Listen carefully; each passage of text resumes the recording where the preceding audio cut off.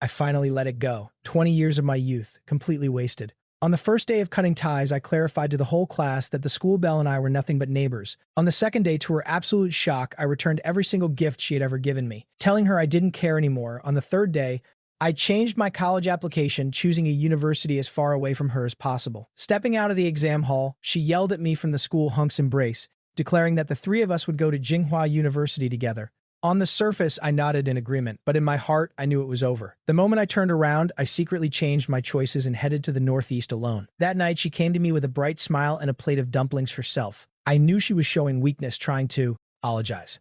I knew it was rare for her to swallow her pride like this, so I didn't refuse. I figured it would be our last meal together. After I left, she called me, demanding to know why I didn't tell her my plans.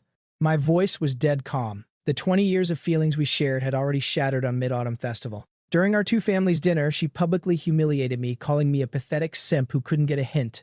That was the moment I finally realized the girl I had cherished in the palm of my hand actually despised me. That was the last birthday she ever spent with me. Every year, my only wish was to marry Wei Yu-tong as soon as possible. After all, since I could remember, I was told she was my future wife. The adults even joked that it was time to set a wedding date. The corners of my lips curled up, my heart secretly rejoicing until Wei Yu-tong did something completely unexpected. As the chatter grew louder, she suddenly slammed her hands on the table and stood up, nearly flipping the whole thing over. I jumped, instinctively turning to look at her, half a piece of shrimp still in my mouth. I had never seen her like this before. She stood there trembling with rage, tears pooling in her eyes as if she had suffered some massive injustice. "Who gave you the right to arrange my life?" she screamed. "He is him, and I am me. I will never marry him in this lifetime, so just give up." I froze completely. The shrimp fell from my lips, hitting the floor. It felt like something was blocking my throat, suffocating me.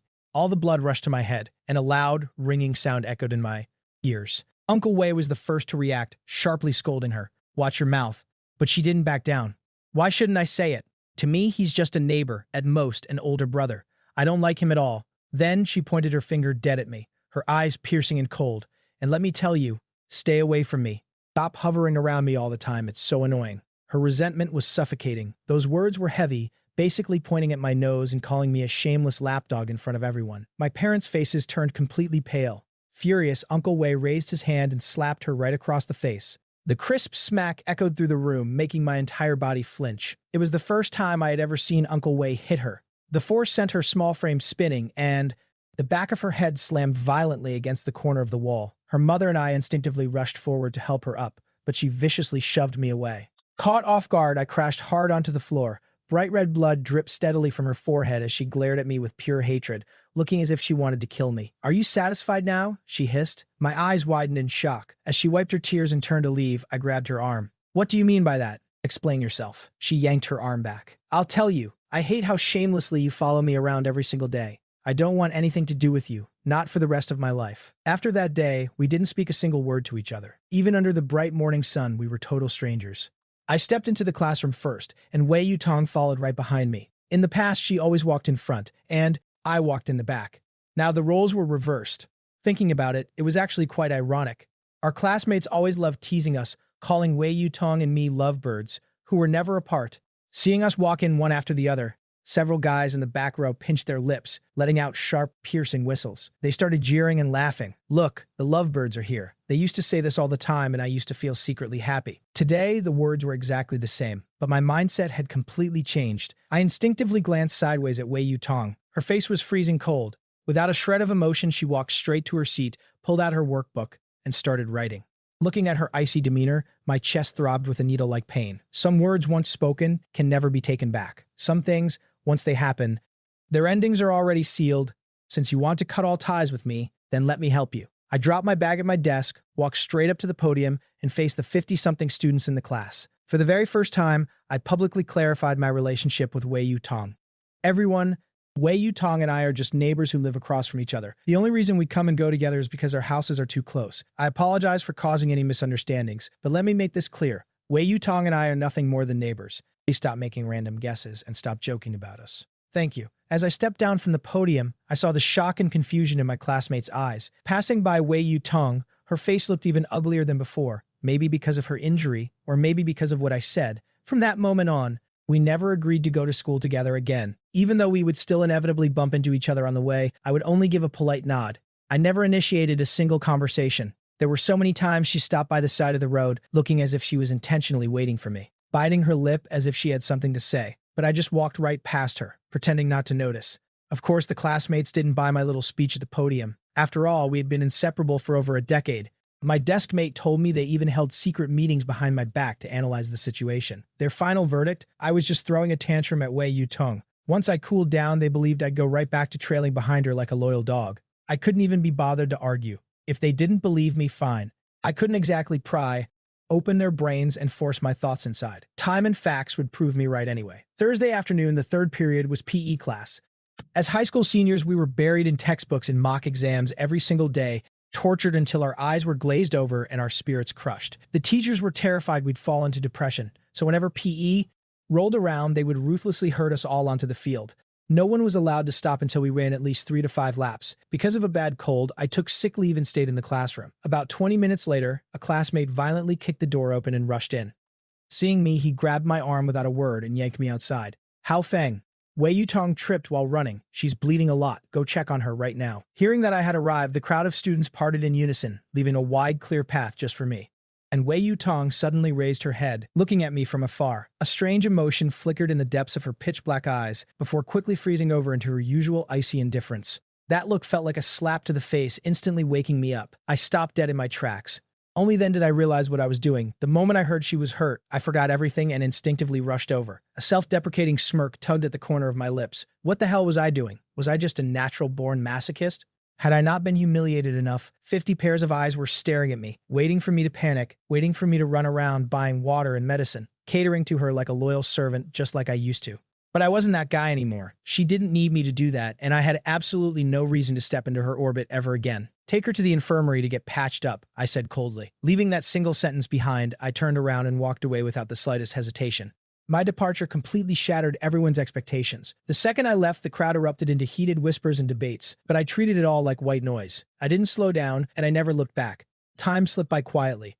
In the blink of an eye, more than half a month had passed since that day. My life was a bit lonely now, but incredibly freeing. After the evening study session, I hugged a heavy stack of review materials, waved goodbye to my desk mate, and walked home alone. Maybe the night sky was just beautiful, but I was in a great mood, quietly humming a random melody I had heard somewhere before.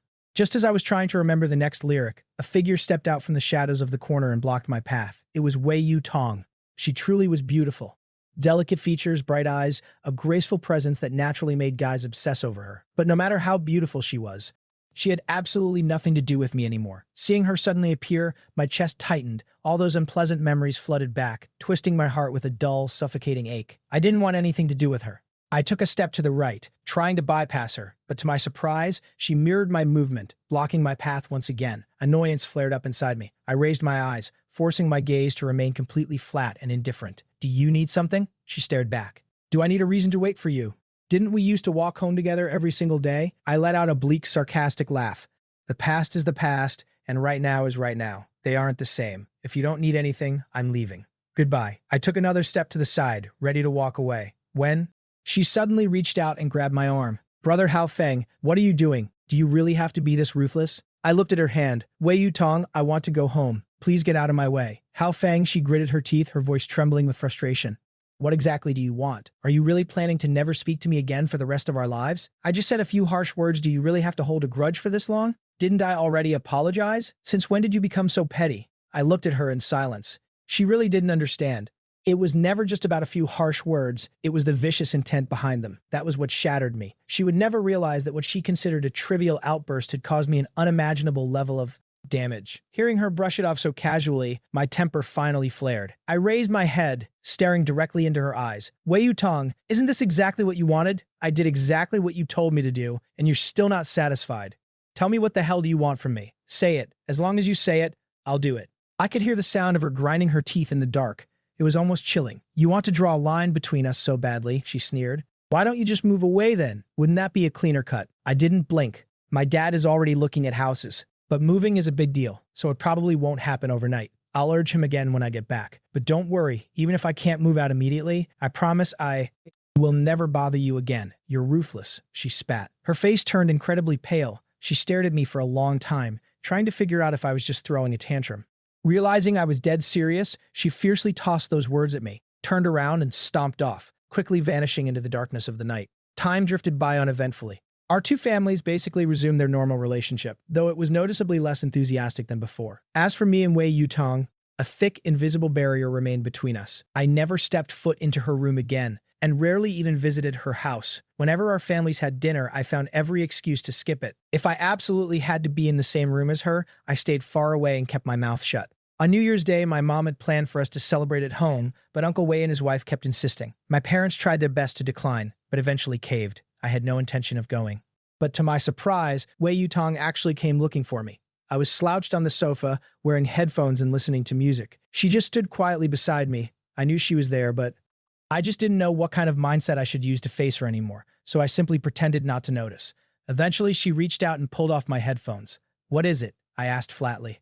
She sat down next to me. Without making it obvious, I quietly shifted further away, earning a displeased frown from her. "Brother Hao Feng, I actually came to say I'm sorry." "What?" I thought I had misheard her. "I came to apologize," she repeated. "I was wrong that day. I shouldn't have said those things to you. Even though I won't ever like you romantically, I never actually hated you. No matter what happens in the future, I will always treat you like a good older brother." "And so?" I replied coldly. "So Brother Hao Feng, let's go back to walking to school together, okay? Otherwise, our moms will keep worrying about us." I clenched my jaw hard. This so-called apology was practically ripping my scars wide open. She would have been better off saying nothing at all. I had finally managed to bury some of the pain, and here she was reminding me of it all over again. "Wei Yutong, you truly know how to kill someone without spilling a drop of blood." Time flew by. The grueling college entrance exams finally ended, and the massive burden I had carried for over a decade vanished in an instant. Completely liberated, I slept like a corpse for 2 straight days. Other than eating and going to the bathroom, wild horses couldn't drag me out of bed. On the 4th day after the exams, Wei Yutong came over. By then, I couldn't sleep anymore and was sitting at my desk slowly flipping through my old diaries page by page, trying to decide if I should keep them as memories or burn them all to ash. Given our current relationship, burning them was probably the wisest choice. But honestly, I couldn't bear to do it, not because of her, but because of all the genuine love and effort I had poured into those pages.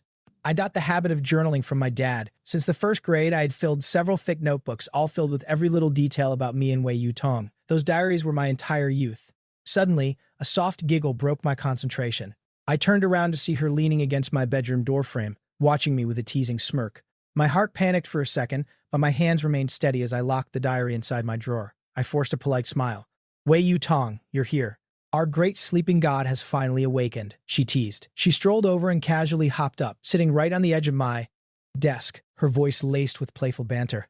How long had it been? The distance between us had become as cold and sterile as water. Her sudden proximity didn't feel intimate. It just felt glaringly wrong. Feeling an uncomfortable strangeness, I instinctively leaned away from her. In the past, her closeness would make my heart race with excitement, but now it only made me want to escape.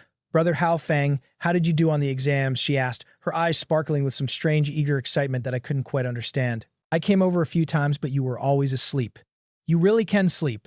"It went all right," I replied, keeping my head down and refusing to meet her gaze. I focused entirely on fiddling with a small ornament on my desk, subtly creating even more distance between us. In truth, I had crushed the exams. But because my heart had already built an impenetrable wall against her, I simply couldn't chat with her freely like I used to. I was even terrified of making eye contact with her. I was afraid I wouldn't be able to control my own heart, afraid I would fall back into the abyss of liking her. Whenever I saw her, I had to violently remind myself, she is just a younger sister. You are just an older brother. Do not cross the line. Brother Hao Feng, tell me the truth. Are you still mad at me? Perhaps sensing my icy demeanor, her voice shifted, growing strangely serious. I looked up at her in confusion. She stared back at me for a moment before letting out a helpless little laugh. "Brother Hao Feng, let's go to the same university, okay? That way we can still go to classes together." I offered a hollow smile. "I haven't decided yet," I said. Our conversation about which university to apply to ended with no conclusion. She didn't get a solid answer out of me, and she left looking slightly disappointed. I didn't tell her that someone had actually sought me out recently, subtly hinting that they hoped I wouldn't go to the same school as her. Deep down, I was actually a very stubborn person. I didn't just blindly obey others. Whether I listened to that person's advice or not was entirely up to me, and the choice I ultimately made had absolutely nothing to do with their demands. I am my own person. The choices I make now are for myself and my parents alone. That evening during dinner, Wei Yutong showed up yet again. She walked in holding 2 steaming plates of fresh dumplings. "Auntie, chive and egg dumplings fresh out of the pot. They smell so good," she cheered. "And I know. These are Brother Hao Feng's favorite. Eat them while they're hot." By that point, I had already scarfed down a massive bowl of rice and 3 pieces of braised pork ribs. I had absolutely no room left in my stomach, but under her intense, expectant gaze, I symbolically took a single bite before putting my chopsticks down. After she left, my mom brought up the university applications again. She said she had thought about it and believed it would be best if I went to the same school as Wei Yutong. After all, we had grown up together, we knew each other well, and we could look out for each other. I didn't say a word. My mind was already made up. There was a guy in the class next door named Hua Chu, a transfer student from out of town who was widely recognized as the school hunk. I had seen Wei Yutong walking with him multiple times. Seeing their hands intertwined had pierced my heart over and over again. And on the day we returned to school to check the exam answers, I saw it with my own eyes. He pulled Wei Yutong into a quiet corner, telling her he wanted to apply to the same university as her.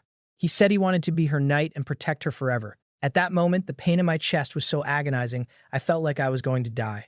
She and I submitted our applications on the exact same day. The moment she finished hers, she sprinted into my room like a little rabbit, eagerly asking if I had made my choice. Her eyes were completely filled with stars, but I knew those stars weren't for me.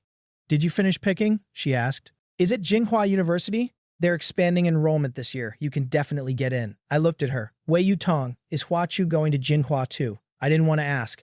I already knew the truth, but I opened my mouth and asked anyway, just for that pathetic, tiny sliver of false hope that still existed inside me. How stupid was I, still holding on to hope for her? But what could I do?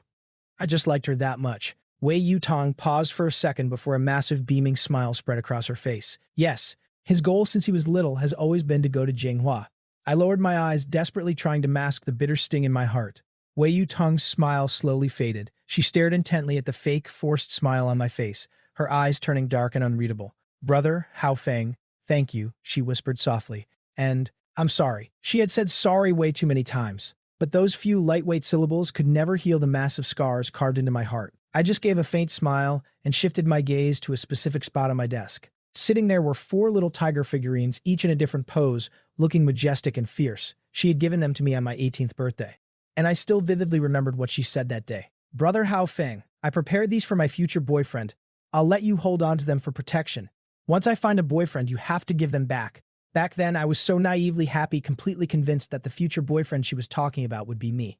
But now, I finally understood. She really just wanted me to be a storage unit. 3 years had passed. She had finally found the boy she liked, and my career as her loyal keeper was officially over. I picked up the 4 little tigers and placed them gently into her hands. She looked at me, completely confused. "What are you doing?" "What am I doing?" I echoed. "Wei Yutong, you were the one who said it. You were the one who made the rules. Are you really going to play innocent right now? Years ago, you entrusted me to keep these safe until...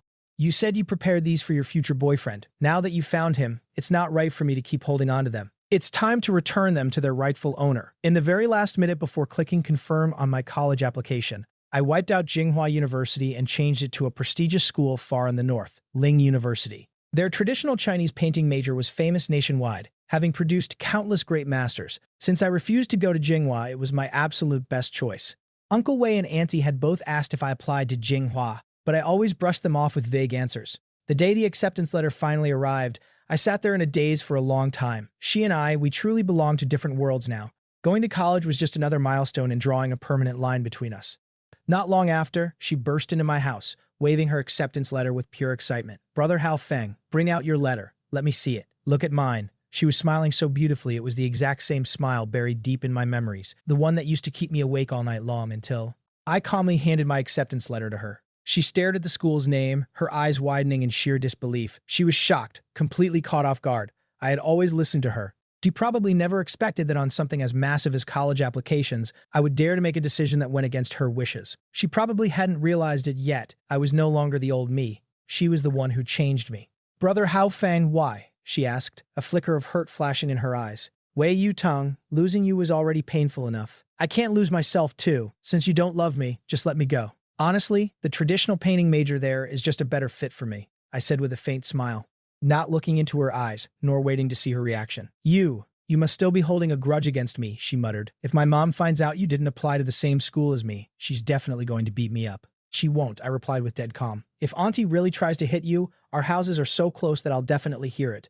I'll personally go over and explain everything to her. I won't let you get hurt." Suddenly, she leaned in, stopping right in front of my face. She was so close I could literally count her eyelashes. Damn it, my heart traitorously started pounding all over again. I truly, deeply loved those eyes of hers. They looked as if they held an entire sparkling galaxy. "Brother Hao Feng, look at me," she demanded softly. "Are you still hung up on what I said that day?" Have you been blaming me this whole time? Have you really not forgiven me, brother Hao Feng? I was just talking nonsense that day. Can't you just forget it? Forget it, how could I? You cut me so deep. How could I not care? How could I just easily forget? Losing love is already pathetic enough. I absolutely refuse to lose my dignity too. Besides, when I already know it's a dead end, why should I force us both to carry that heavy burden? I forgot about it a long time ago, I lied smoothly. She left, her face looking terrible. I truly didn't understand her. I had already backed off this much, so what exactly was she still unsatisfied with? But whatever, I had finally let it go. Those 20 years of youth were just the price of growing up. The southern city I lived in was in the deep south, while Ling University was over 3,000 kilometers away in the freezing north. It was practically the ends of the earth. My parents couldn't bear to see me go that far away, worrying that I wouldn't adapt to the brutal climate or get used to the food. The night I got my acceptance letter, my mom actually cried. She asked if I wanted to repeat a year so I could apply to Jinghua again next year. Even the local normal university is fine, she pleaded. At least it's close by, so we can take care of you without worrying day and night. I completely understood my mother's heartache, but what about my heartache? I desperately wanted to forget Wei Yu Tong. I wanted to start completely over, and to do that, I needed an environment suited for forgetting. I didn't say a word, just looking at my mom with pleading eyes. A mother truly understands her child's heart better than anyone. She grabbed the corner of my shirt, wiping her red, teary eyes. Ling University is fine, she finally relented. Their traditional painting major is even more famous than Jinghua's. Go there and study hard. Try to get into their combined master's and doctoral program. Your dad and I will retire in a few years anyway. If you want to stay up there, we'll just move north to be with you. Why are you crying? My dad chimed in. Isn't Yu Mang up there too? With her looking out for him, Hao Feng won't be lonely. My parents' immense love and understanding instantly swept away the melancholy and reluctance buried in my heart. At the time, I was so single-mindedly focused on escaping Wei Yu Tong's orbit that I had completely forgotten one crucial detail. Uncle Wei had another daughter, and she happened to be doing her postgraduate studies right at Ling University. Maybe some things really are just predestined. After spinning around in circles, I was still going to end up living near a member of the Wei family, but thankfully it wasn't Wei Yu Tong. It was Yu Meng, the older sister who had always genuinely doted on me like a little brother. Wei Yu Tong's departure date was exactly one day before mine. I really wanted to go see her off, but remembering those vicious words she had spat at me, I completely lost the courage to step out of my door. Instead, I could only peek through the peephole, quietly watching her. She stood outside her door, gripping her luggage, and stood motionless in front of my house for 2 full minutes. It wasn't until Uncle Wei hurried her that she finally took a step and left. Standing on the other side of the door, I watched her walk away step by step, completely walking out of my world. The moment her figure vanished down the stairwell, I stumbled frantically onto the balcony, hiding in the corner just to watch her walk further and further into the distance. One last time. In the end, we had truly parted ways. My unspoken, decade-long love was now completely homeless. College life was fresh, exciting, and incredibly busy, yet my mind would constantly drift back to all the years, all the countless minutes and seconds I had spent with her. I kept wondering what she was doing. Was she thinking of me at all? Since the day I was born, I had never been separated from her for this long. The sheer distance felt agonizingly unfamiliar, leaving my heart feeling entirely hollow. So to desperately shift my focus and distract myself, I joined several different clubs. Whenever I had free time, I volunteered, forcing myself to spin like a top until I was as exhausted as a dog. That way, the moment I crawled into bed, I would instantly pass out. After we both arrived at our respective universities, we still kept in touch. Though it was always her messaging me on WeChat, asking how I was doing and demanding I send her some photos.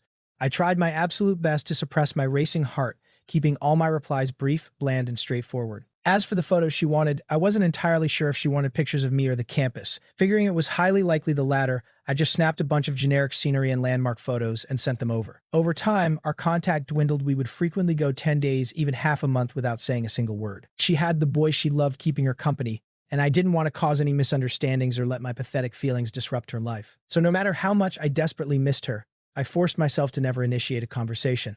Right before the winter break, she finally messaged me once asking when I was heading back.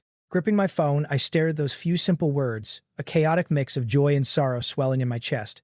After thinking for a long time, I finally typed out a short reply, haven't decided yet. We're not on the same route anyway, so don't worry about me. That very afternoon, she posted a new moment on WeChat. It only had 3 words, we are home. Below the caption were 2 pictures. One was a screenshot of 2 booked flight tickets. The other was a picture of 2 hands tightly intertwined. My heart twisted in pure agony. Dragging my luggage alone, I crossed mountains and seas on my lonely journey back home. The winter break in the north was significantly longer, meaning I could comfortably hole up in my house for quite a few days and eat my mom's home-cooked meals every single day, something I had been aggressively dreaming about at school.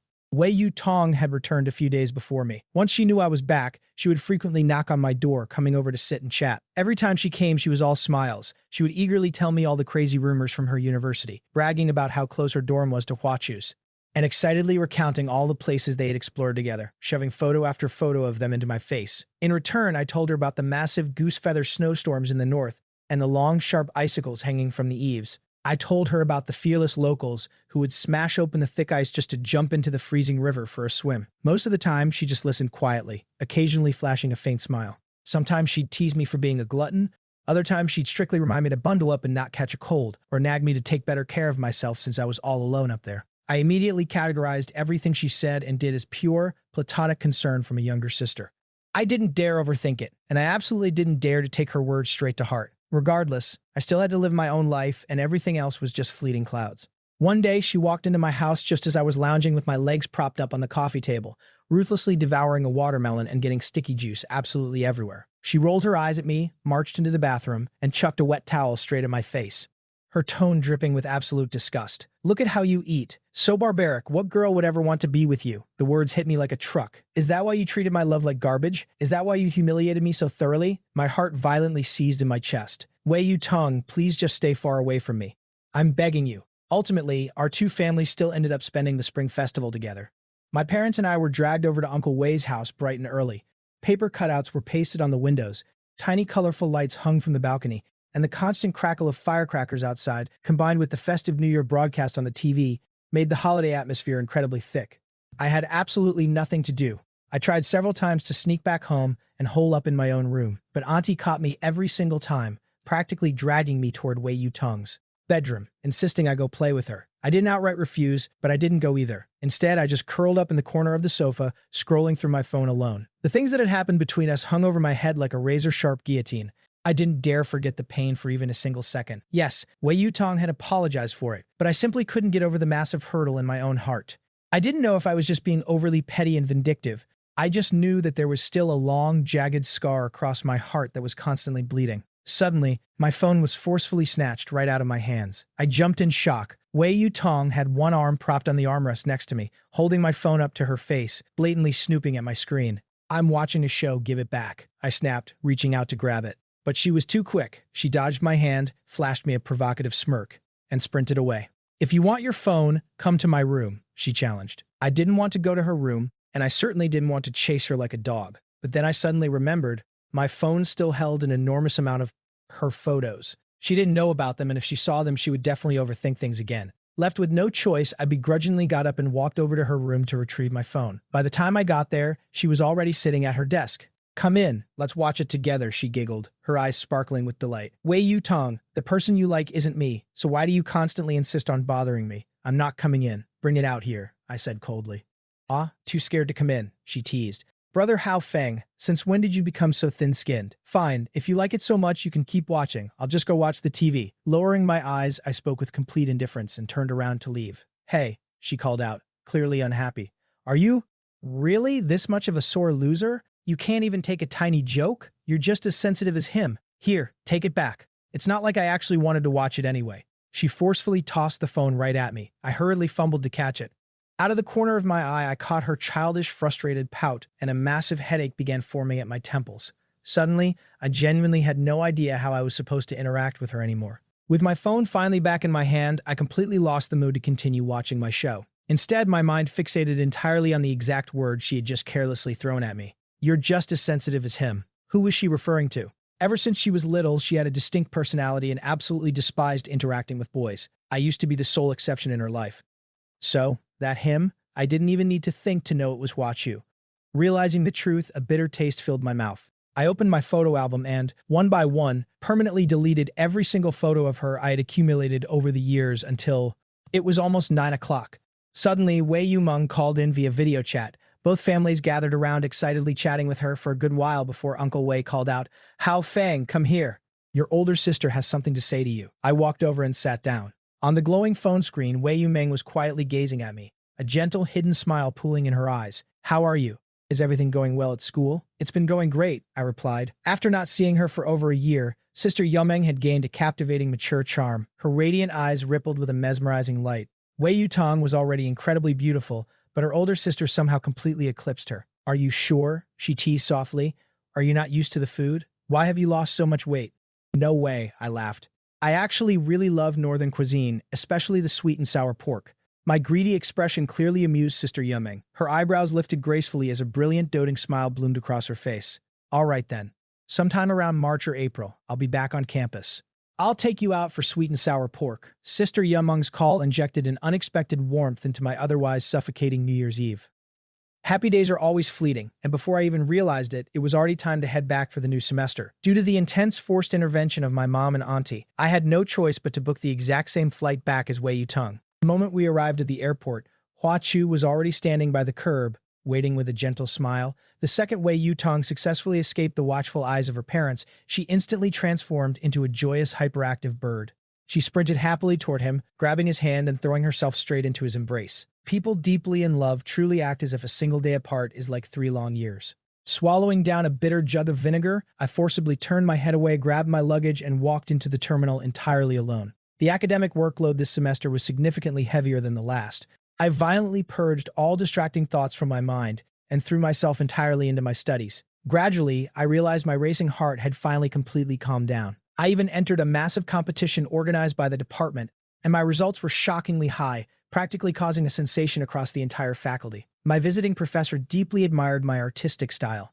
He challenged me to paint my own interpretation of blooming flowers and full moon, promising that if the piece was exceptional, he would showcase it at a prestigious exhibition and take me on as his postgraduate student. This professor held supreme status in the world of traditional Chinese painting. Being personally mentored by him was the ultimate top-tier dream for any art student. So, I locked myself away and spent over a month perfecting the painting. When I finally brought it to the professor, my heart pounding with anxiety, he was right in the middle of a video conference. I immediately tried to back out, but he enthusiastically waved me in. Grabbing my painting, he held it up straight to the webcam, asking the person on the other side to critique it. Only after the call ended did I find out he had been holding an online session with his remote students. Unsurprisingly, my artwork received extremely high praise once again. In fact, the professor heavily insisted that I add one of the female students on WeChat, claiming our artistic styles were completely distinct but highly complementary, and urged us to exchange our insights on traditional painting. I honestly didn't want to add a stranger, but completely ignoring my personal boundaries, the professor snatched my phone, pulled up my QR code, and shoved it right into the camera frame. "Professor, I already have him on WeChat." A cool, elegant voice suddenly echoed through the speakers, a very familiar voice. "Oh, you two already know each other?" The professor looked stunned. He flipped my phone screen around and shoved it right in front of my face. Seeing the person on the screen, a massive grin broke out on my face. It was Sister Yumeng. She was sitting on the other end of the network, gazing at me with a soft, amused smile. "Yeah, she's my older sister," I told the professor. "Be good, Hao Feng. Focus on your classes. I'll be back soon to treat you to some good food," she replied, her smile incredibly gentle, radiating that exact same doting warmth she had always given me. From that day on, the professor started bragging about my artistic talent to absolutely everyone he met. In his mouth, I had transformed into a once-in-a-generation genius. Almost overnight, I exploded in popularity, becoming a massive celebrity not just in my department, but across the entire campus. I instantly shot into the top 3 of the university's Hall of Fame, and my portrait was practically plastered on the main billboard, making sure that almost everyone in the school recognized me. Naturally, the number of people begging me for custom paintings absolutely skyrocketed. Some offered money, some didn't, but I was so insanely busy that my overall mood steadily grew brighter and clearer. Sister Yumeng was a few years older than me. Growing up, I had always just passively enjoyed her care, but I didn't actually know that much about her inner world. Now, as we started interacting far more frequently, I realized she was actually an incredibly fascinating person. Every few days, she would seek me out to dive deep into discussions about traditional painting techniques, generously passing down her hard-earned experience to me. Sometimes she would send over her latest artwork so we could appreciate them together, and whenever I hit a massive creative bottleneck, I would immediately run to her for guidance. She always delivered the most sharp, insightful advice, benefiting me immensely. Because our passions and hobbies aligned perfectly, our conversations flowed seamlessly, and spending time with her felt ridiculously effortless. And occasionally, when I managed to squeeze out some free time, I would actively scroll through Wei Yutong's WeChat moments, using it as a sick way to train my own emotional tolerance. Completely ditching her previous cold, unapproachable persona, Wei Yutong was now violently flexing her happy love life almost every single day. If it wasn't selfies of them acting lovey-dovey, it was photos of them holding hands on romantic dates. Basically, she was shoving dog food down everyone's throats in endless waves. It made my throat burn with a bitter taste. I desperately wanted to wash that bitterness away with the sweet and sour pork Sister Yumung had promised me, but her return date kept getting delayed over and over again. Left with no other choice, I had to drag my roommates to the restaurant to eat it twice. When summer vacation finally rolled around that year, Wei Yutong didn't contact me and I absolutely didn't bother her. Once again, I carried my luggage entirely alone and began the long journey home. I think I had finally gotten completely used to a life without her.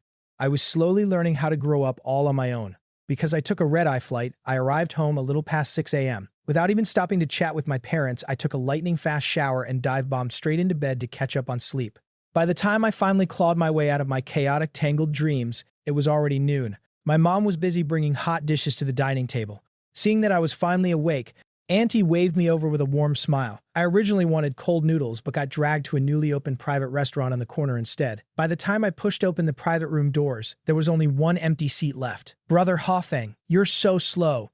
The whole family is waiting for you. Before I could even sit down, Wei Yutong's voice rang out. I raised my eyes, about to reply, but the sight before me drove a vicious knife right into my eyes. The pain was suffocating. I hadn't seen her for half a year. She looked more mature now, but the thick, melting tenderness in her eyes was given entirely to the man beside her. She leaned against his arm with a shy smile, their fingers intertwined so tightly that not even a sliver of air could pass between them. My eyes stung, but my heart bled. She actually brought him home to meet her parents. The 19 years of history between me and Wei Yutong, memories that belonged solely to me, came to a brutal, grinding halt. In an instant, my mind went completely blank. Hao Feng, sit down. Order whatever you like. Auntie greeted me warmly. I sat there in a daze. Sitting right across from me were two people perfectly in love. In that moment, I truly wished I could gorge my own eyes out. Wei Yutong looked at him with an unbearably sweet gaze. Brother Hao Feng, this is the guy I've been telling you about. Meet my boyfriend, Hua Chu. Of course I knew who he was. He was the transfer student in our grade, the undisputed campus idol. His gentle, reserved nature was the exact opposite of my loud, carefree personality. I guess girls just naturally gravitate towards his type. And I had to admit, I really couldn't compare to him. What else could I say? I could only force out a stupid, hollow laugh. Brother Hafeng, Hua Chu is really introverted. You have to get along with him. We had known each other for 19 years. She knew exactly what kind of person I was. Yet, in front of everyone, she was silently warning me, as if I were some venomous snake. I wasn't that kind of guy. But my God, I was so utterly disappointed. As the dinner went on, Uncle and Auntie clearly weren't happy with Hua Chu's family background. They kept putting food in my bowl, completely ignoring him. Hua Chu looked visibly awkward, while Wei Yutong constantly whispered to comfort him. This was the Wei family's private business, so as an outsider, I kept my mouth shut and focused entirely on the food. Once I had eaten enough, I put down my chopsticks and slipped out to the small balcony for some fresh air. I just couldn't stomach watching them show off their love anymore. The balcony was small and hidden. I tucked myself into the shadows where no one could easily spot me. But just a moment later, a flurry of hurried footsteps stopped right outside. Not wanting to be seen, I silently shrank further into the corner. Yutong, what is so great about this Hua Chu? Is he really worth you being this dead set on him? Just look at his family background. How could he ever compare to Hao Feng? Why must it be him? I froze. It was Auntie and Wei Yutong. I desperately wanted to leave. This was their family drama and I shouldn't be hearing this. But the balcony was a dead end. Unless I jumped, I was trapped until they left. Wei Yutong was clearly hopelessly in love. Disregarding everything, she lowered her voice and fiercely argued with her mother. From my hiding spot, I could see Hua Chu standing awkwardly to the side, watching the whole scene unfold. He still had a smile on his face, but it was tainted with a pathetic, miserable sense of inferiority. For a split second, I actually felt sorry for him. Honestly, what did he do wrong? He couldn't choose his parents. He was just a guy who met a girl he liked and wanted to protect her. As for the messy history between me and Wei Yutong, that had absolutely nothing to do with him. Truth be told, neither of them were wrong. They just wanted to live the life they chose. A bitter, self-deprecating smile crept onto my face. Why could I find excuses to forgive everyone else? Yet I couldn't save myself. Outside, Wei Yutong completely lost control of her emotions. Her voice spiked in volume. Mom, can you please just think about me for once? The man I love is Hua Chu. Only with him will your daughter ever be happy. Lan Haofeng might be great, but he's just a neighbor. At most, he's just a brother to me. I don't like him, not now, and definitely not ever. Boom. It felt like a sledgehammer had just smashed directly into my skull. A rush of unbearable acidity surged up my nose. My vision blurred, my legs wobbled, and my chest hurt so much I thought my heart would rip in half. I couldn't listen to this anymore. If I didn't step out right now, I didn't know what kind of soul-crushing words she'd spit out next. Auntie went pale with rage, raising her hand to slap her. I stormed out of the balcony and grabbed Auntie's arm midair. Auntie's expression instantly crumbled. Her lips trembled, but no words came out. The overwhelming guilt in her eyes felt like an ocean trying to drown me. And then, Wei Yutong turned to look at me. Her gaze was freezing so cold it sent violent shivers straight through my soul. I didn't know where this icy hostility came from or why she was directing it at me. I could only laugh at myself. Gently patting Auntie's hand to calm her down, I forced a smile. Auntie, I don't actually like you, Tong. And she doesn't like me. It's impossible for us to be together. Besides, I already have someone I like. We're doing great right now. I had finally let it go. Those 20 years of youth, I'll just pretend I fed them to the dogs. That night, I lay in bed, unable to sleep as the agonizing pain in my chest kept spreading. Around midnight, my phone lit up with a message from her. Do you really have a girlfriend? Who is it? I stared blankly at the screen for a very long time, until my eyes began to water. Well, it's not you anyway. Why do you care? I muttered, tossing my phone to the foot of the bed without bothering to reply. The next morning, sporting massive dark circles under my eyes, I met up with a few high school buddies to go mountain climbing. After last night's disaster, I wanted to stay as far away from Wei Yutong as humanly possible, but our houses were just too close. Escaping her was the entire reason I organized this trip. But the moment I opened my front door, Wei Yutong and Hua Chu were right there, putting on their shoes. Talk about bad luck. I gave a stiff nod, not wanting to speak, but she looked up with a chilling stare. Right on time. Let's go. I called a car downstairs. I froze. You guys are coming too? She sneered. What else? Let you wander off alone. My heart instantly sank to the absolute bottom. Why the hell are you two joining us? Since I was the one who organized this whole thing, if I bailed halfway, my boys would absolutely murder me. I wanted to slap myself so hard. I planned this trip strictly to avoid seeing them, but now I dragged them right under my own nose. Talk about digging your own grave. When we gathered at the foot of the mountain, it was just my usual crew of close friends. Boys' friendships are simple and pure. We threw our arms around each other, laughing and shouting like idiots. They all knew about my history with Wei Yutong. They used to joke that we were the golden couple. But now, seeing her boldly holding another guy's hand right in front of my face, my bros were completely baffled, frantically shooting me confused glances. Faced with their burning gossip radar, what could I even say? That my unrequited love lasted almost 2 decades? That she only ever saw me as a brother? I couldn't say a damn word. All I could do was smile bitterly. Yutong, why don't you introduce your boyfriend to the guys? She leaned shyly against him, smiling coyly. Jiang Qing, who never had a filter, practically yelled, Whoa! Since when did you get a boyfriend? These guys knew exactly how deeply I cared for her. They also remembered the time she publicly humiliated me. They even spent days cursing her out for my sake. This idiot Jiang Qing was clearly trying to demand justice for me. I could only sigh. This guy really knew exactly where to pour the salt. Wei Yutong's expression instantly darkened. Luza, seeing my total embarrassment, used his height advantage to slap a hand over Zhang Qing's mouth. Cut the crap. Start climbing. Mountain climbing is hard physical labor, definitely not meant for kids who spent their whole lives buried in books. Halfway up, everyone was exhausted, collapsing under the shade of the trees. They surrounded me, looking like they wanted to speak but were terrified of hurting my pride. It was funny yet incredibly heartwarming. I took a deep breath. I'll only say this once, so nobody ask again. That childhood engagement stuff was just our elders joking around. She's always just seen me as a brother. I was the one who misunderstood. Hua Chu is the guy she actually likes. Luzi looked stunned. Damn it, Hafeng, don't tell us your feelings for her were fake. How could they be fake? For Wei Yutong, I almost threw away my own dignity. But I just turned my head, staring at a small wild daisy blooming in the distance. A forced bond never lasts. She is her, and I am me. It will all pass. The guys sighed in unison, lamenting how unpredictable life could be. Then, they instantly hyped each other up, swearing that as soon as we got back, they'd cast a massive net and catch me a girlfriend 100 times better than Wei Yutong. I couldn't argue with them, so I just let them ramble on. Finally, we made it to the summit. The guys were loudly arguing about getting shaved ice from the only shop up there, but I glanced over and saw Wei Yutong and Hua Chu sitting under a tree, feeding each other raspberries. One for you, one for me. Their eyes were locked together, practically dripping with affection. My chest tightened violently. The taste in my mouth was 10 times sourer than those berries. Refusing to torture myself any longer, I turned on my heel and walked in the opposite direction. Lu Zi followed right beside me, muttering under his breath, Wei Yutong is so blind and ungrateful. She's definitely going to regret this. That Hua Chu guy is clearly bad news. With her naive personality, she's going to get played hard. I let him vent his righteous fury, not bothering to interrupt. Only when he finished did I tell him that she and I were firmly in the past, and to drop it. He ground his teeth, furious at my lack of backbone. I didn't have the energy to argue. I just stayed quiet, handing him water whenever his throat got dry. Suddenly, Zhang Qing called, Hey, we found a massive wild peach tree growing right on the edge of the cliff. It's loaded with fruit.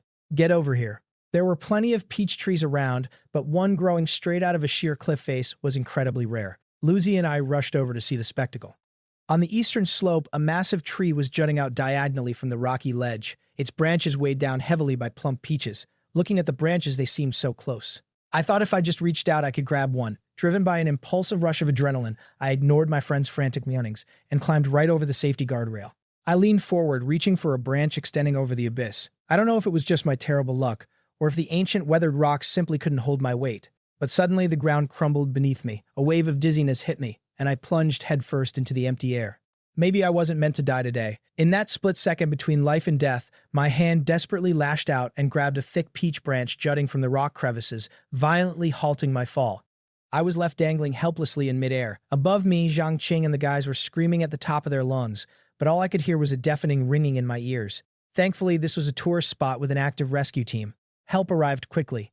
By the time two young rescue workers finally hauled me back up to the trail, Wei Yutong was just arriving, dragging Hua Chu behind her. Lan Haofeng, how could you be so clumsy? Are you hurt? Since we were hiking, I was wearing a t-shirt and shorts. My exposed arms and legs were covered in brutal gashes, blood dripping everywhere. The sight of my own shredded skin was terrifying. The sheer terror of the fall completely paralyzed me. I couldn't even form a word to answer her. Hua Chu immediately crouched down between us, smoothly blocking the arm she was extending toward me. He used his softest, most comforting voice to soothe her. Yutong, don't panic. Haofeng will be absolutely fine. The lingering horror of nearly dying had frozen me to my core. My whole body was shaking uncontrollably like a leaf in a blizzard. Disgusted by their display of affection right in front of my bleeding body, I simply squeezed my eyes shut. Seeing me curled up and trembling, my friends' expressions darkened. They immediately rushed in, shielding me and asking if I was okay. When the rescue team carried me down the mountain on a stretcher, the ambulance was already waiting with its sirens blaring. My boys all piled into the back of the ambulance with me. As for Wei Yutong, she just held Hua Chu's hand carefully, following far behind us. The only ones surrounding me when it mattered were my true brothers.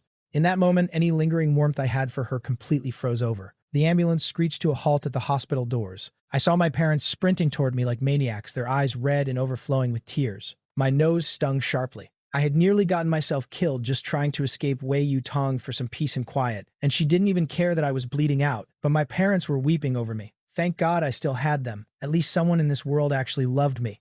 I spent 4 days in the hospital, with my parents guarding my bed every single second. Uncle Wei and Auntie came every day too, bringing fruits and home-cooked meals, exhausting themselves to look after me. I felt terrible and deeply appreciated it.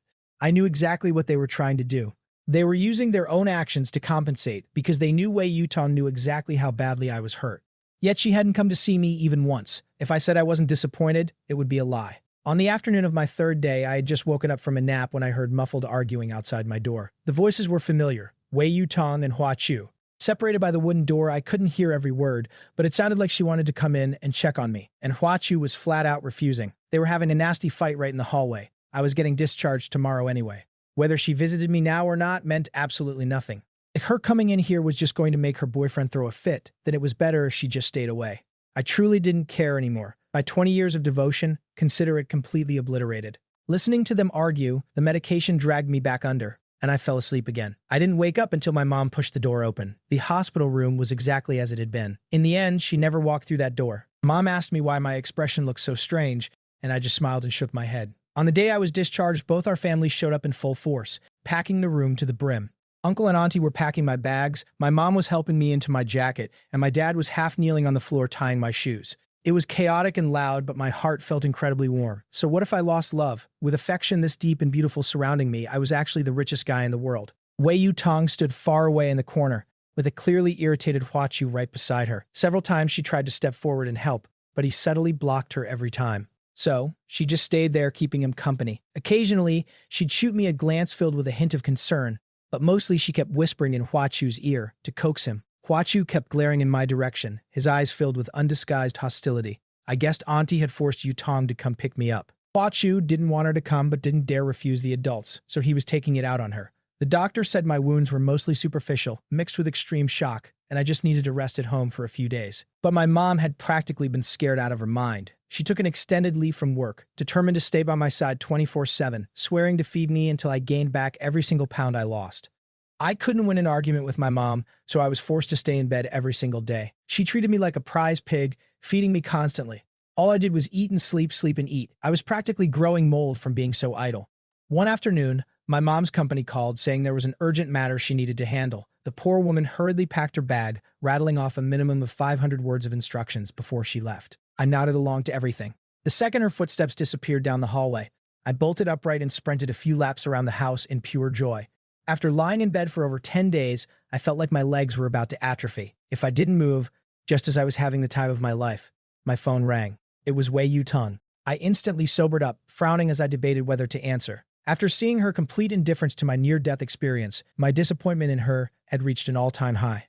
During my recovery at home over the past few days, she had come by a few times to drop off food. It was always Auntie who cooked those nutritional meals for me, and my mom would accept them all, though I rarely ate them. Several times, Wei Yutong asked to come into my room to see me, but my mom always shut her down, using the excuse that I was asleep. "Auntie, I just want to take a quick look. I promise I won't do anything. We even used to sleep in the same bed when we were kids. I really do see Ho Feng as my own biological brother," she had pleaded.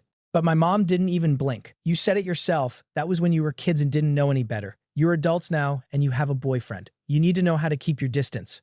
The day I came home, I told my mom that Hua Chu was unhappy about Wei Yutong picking me up from the hospital. If he found out she was hanging around my bedroom, they'd definitely get into a fight. I didn't want to be the spark that ignited their relationship drama. I just wanted to stay as far away from them as possible. Ever since the incident, although my mom and Auntie's friendship hadn't suffered, my mom definitely had strong opinions about Wei Yutong herself. In fact, my parents had already looked at houses in another district. It took a lot of convincing on my part to make them drop the idea of moving. I just didn't want my mom to have any regrets. However, she always assumed I refused to move because I was still hung up on Wei Yutong, which upset her for quite a while. Now that I was actively trying to distance myself from Wei Yutong, my mom was 100% on board and executed the plan. With absolute ruthlessness, when facing Wei Yutong, she no longer left any room for politeness. Honestly, I felt like if it weren't for Auntie's sake, my mom wouldn't even let her through the front door. In my mom's own words, "You didn't leave my precious son a shred of dignity in front of all those people, so why should I coddle you?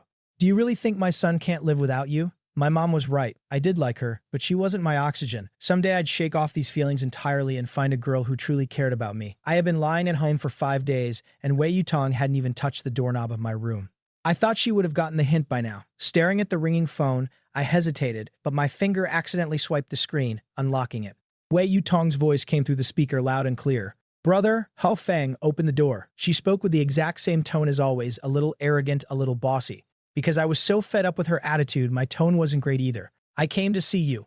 Aren't I just worried about you? I've come by so many times, but Auntie never lets me see you. I've been thinking about you this whole time. From what I saw, Auntie just left. Hurry up and open the door so I can come in. My injuries hurt. I can't get up." Actually, I was standing right next to the door. Through the peephole, I could clearly see the impatience written all over her face. "Take your time getting up. I'm in no rush. I'll just wait right here at the door. I'll come in whenever you open it."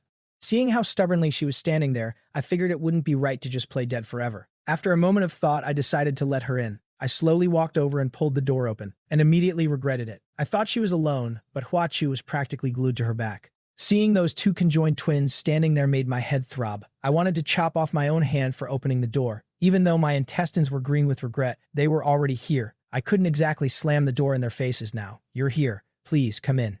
I deliberately used the formal please. Wei Yutong shot me a quick glare, grabbed Hua Chu's hand, turned sideways, and squeezed past me. She flopped down on the sofa like she owned the place, with Hua Chu pressing tightly against her side. The two of them were stuck together like Siamese twins, without a millimeter of space between them. I couldn't help but roast them mentally.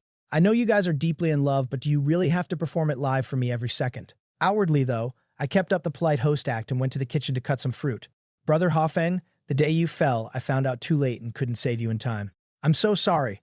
It wasn't your responsibility anyway. Why are you apologizing? It's fine. I knew it. The handsome Lon Hao Feng I know is the most generous guy ever. He'd never be mad at me. Honestly, my mom forced me to come. She said if I didn't get your forgiveness, she wouldn't claim me as her daughter anymore. I was forced into this too." I gave a speechless laugh. "I really don't blame you. If you need me to, I can go tell Auntie Maya myself." "Hao Feng, your house is beautiful." Hua Chu, visiting for the first time, looked around curiously. "My mom designed it. She's an interior designer, quite well known in the industry. My talent for drawing is probably inherited from her." I walked out carrying the fruit platter and set it on the coffee table. Using a small fork, I handed a piece of cantaloupe to Hua Chu, then stabbed a piece for myself and popped it into my mouth. Chilled fruit on a hot summer day is absolute bliss, especially for someone like me who had been aggressively overfed by my mom for days and hadn't tasted anything this refreshing in ages. Wei Yutong stared straight at me, unblinking. I had no idea what her problem was, but her intense glare made the fruit taste like cardboard. "What are you looking at? Are you crazy?" I asked, genuinely confused. "Where's my fruit? Lan Hao Feng, is this how you treat your little sister?" I rolled my eyes. "Are your hands broken? Can't you get it yourself? Are you expecting me to feed you like I used to? You even know where our family keeps the bank books, so why pretend to be a polite guest now?" I swear on my life, I said those words completely unintentionally. I was just casually chatting. I meant absolutely nothing by it. But Huachu's face darkened almost instantly. He looked a mix of indignant, resentful, and mostly fiercely jealous. Lan Haofeng, is your family that rich? You even tell her where you keep your bank books. Aren't you afraid something might happen to them? I shrugged casually. I was just making an analogy to show how well Wei Yutong knows my house. Hell, even I don't know where our bank books are, so she definitely doesn't. But Huachu's question was incredibly loaded. By obsessing over whether my family was wealthy or not, he was simultaneously questioning Wei Yutong's character. I was genuinely amazed by this guy's bizarre thought process. My dad is a middle school teacher, and my mom is a designer. They make decent money. Our family isn't exactly rich, but we get by. What's the phrase my mom uses? Oh right, worse off than some, better off than many. I'm just telling the truth, no exaggeration at all. We're just chatting, saying whatever comes to mind. Huachu's face grew even uglier. He gripped Wei Yutong's hand tightly. Yet, he still maintained that gentle, soft-spoken facade. Actually, not having money is a good thing. I've heard that families with a bit of wealth are never happy. Either the siblings fight over the inheritance, or the parents hate each other. Sooner or later, they end up getting divorced. Classmate Huachu, are you implying that my parents are going to get divorced sooner or later? Hearing that, I immediately lost my temper. Wasn't he blatantly cursing my family? Even Wei Yutong realized he had crossed a line. She squeezed his hand. Don't talk nonsense. Uncle and auntie have a great relationship. Huachu didn't let go of her hand. Instead, he pulled Wei Yutong right into his arms, turned his head and stared at me provocatively. I didn't mean it like that at all. Yutong, you're overthinking it. Watching the two of them put on this ridiculous show, I really wanted to grab a broom and sweep them both out the door.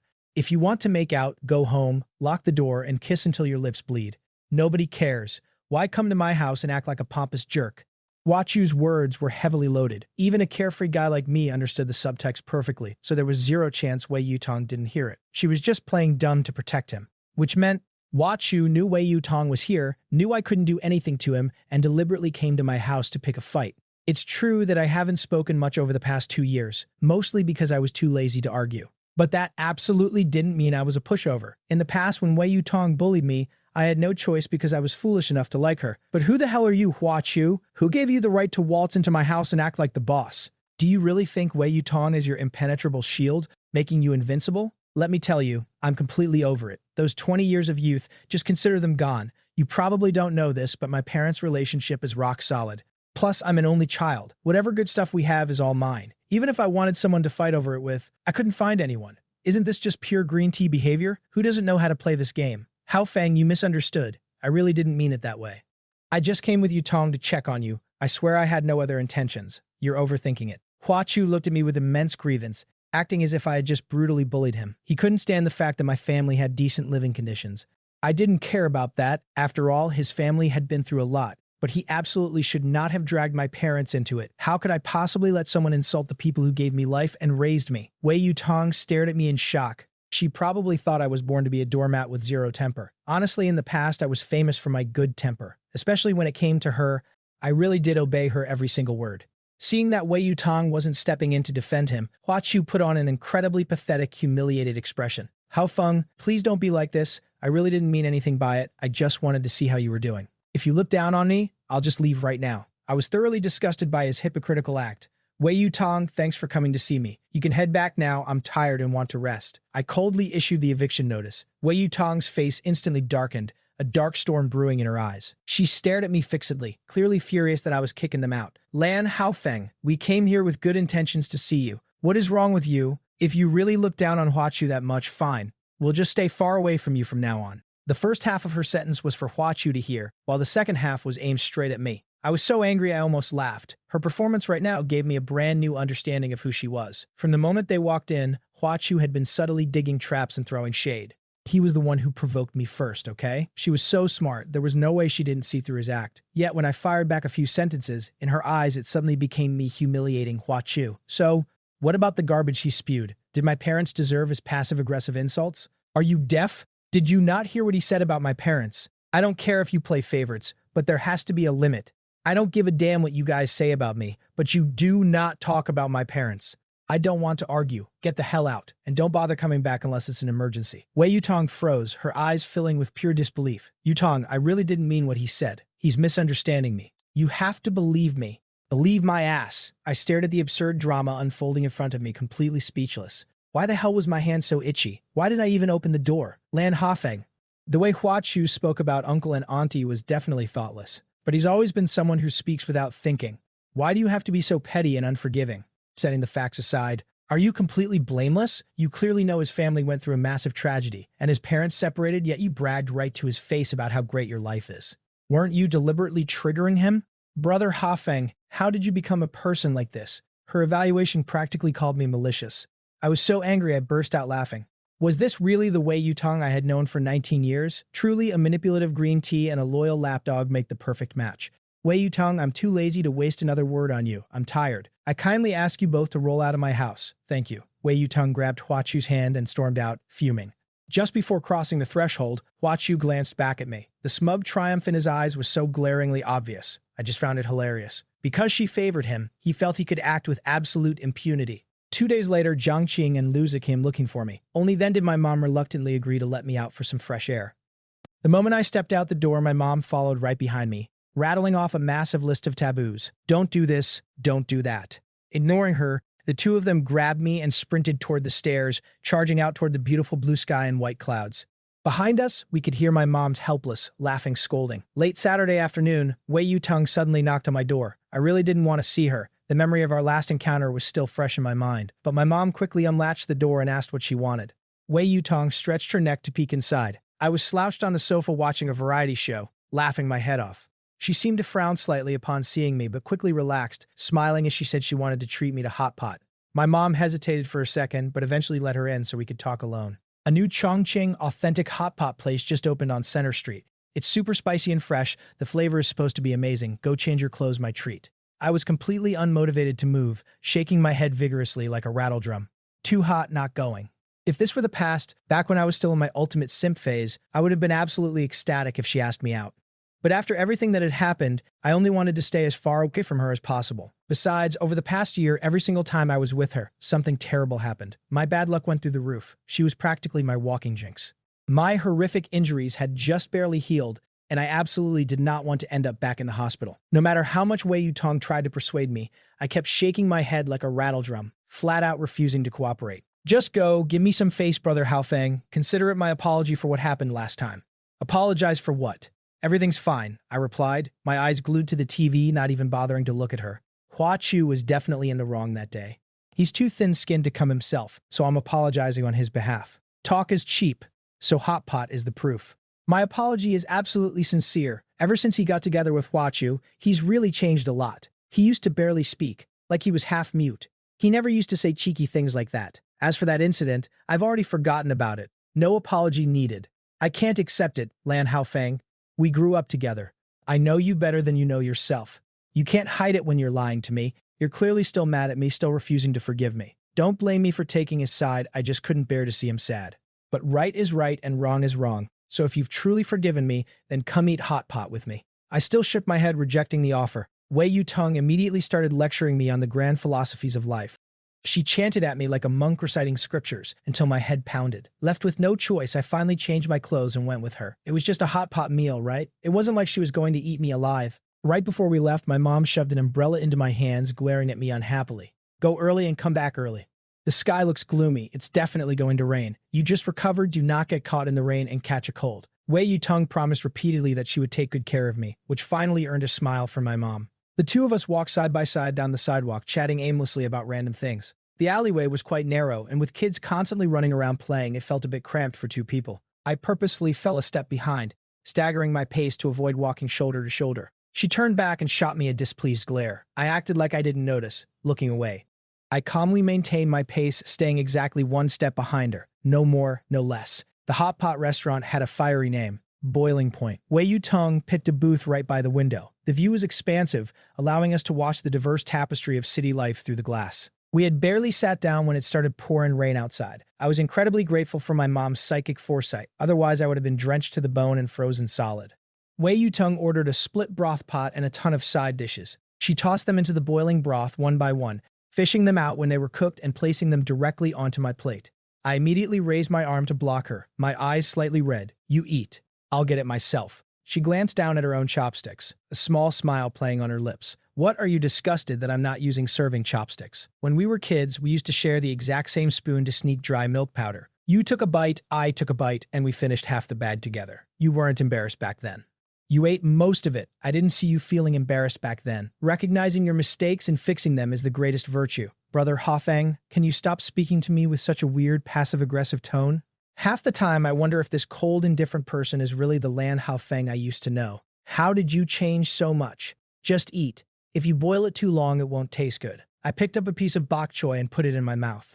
It actually tasted pretty good. She awkwardly pulled her chopsticks back, shoved the food into her mouth, and buried her head in her meal. I didn't have much of an appetite. After symbolically eating a few pieces of vegetables, I put down my chopsticks and waited for her to finish, so we could go back. When she was about done, she stopped, glanced at me, pulled out a tissue, and reached over to wipe a speck of grease from the corner of my mouth. Since the Mid-Autumn Festival that year, we hadn't been this physically close. Her movement was too sudden. My reflexes kicked in, and I jerked my head back to dodge her hand. Her hand froze in midair. She gave a stiff smile and pulled it back. The hot pot is finished. Just say it. I had finally let it go. Those 20 years of youth, consider them fed to the dogs. She furrowed her brows. I didn't know what she was thinking, but the dim light in her eyes was incredibly complex. Brother Hafeng, about last time, Hua Chu was wrong. I brought him to apologize to you, but you were also in the wrong. He's deeply traumatized by what happened to his father. He's extremely sensitive and struggles with an inferiority complex. We grew up together. We have such a deep bond, and in the future we're going to be a family. I was hoping—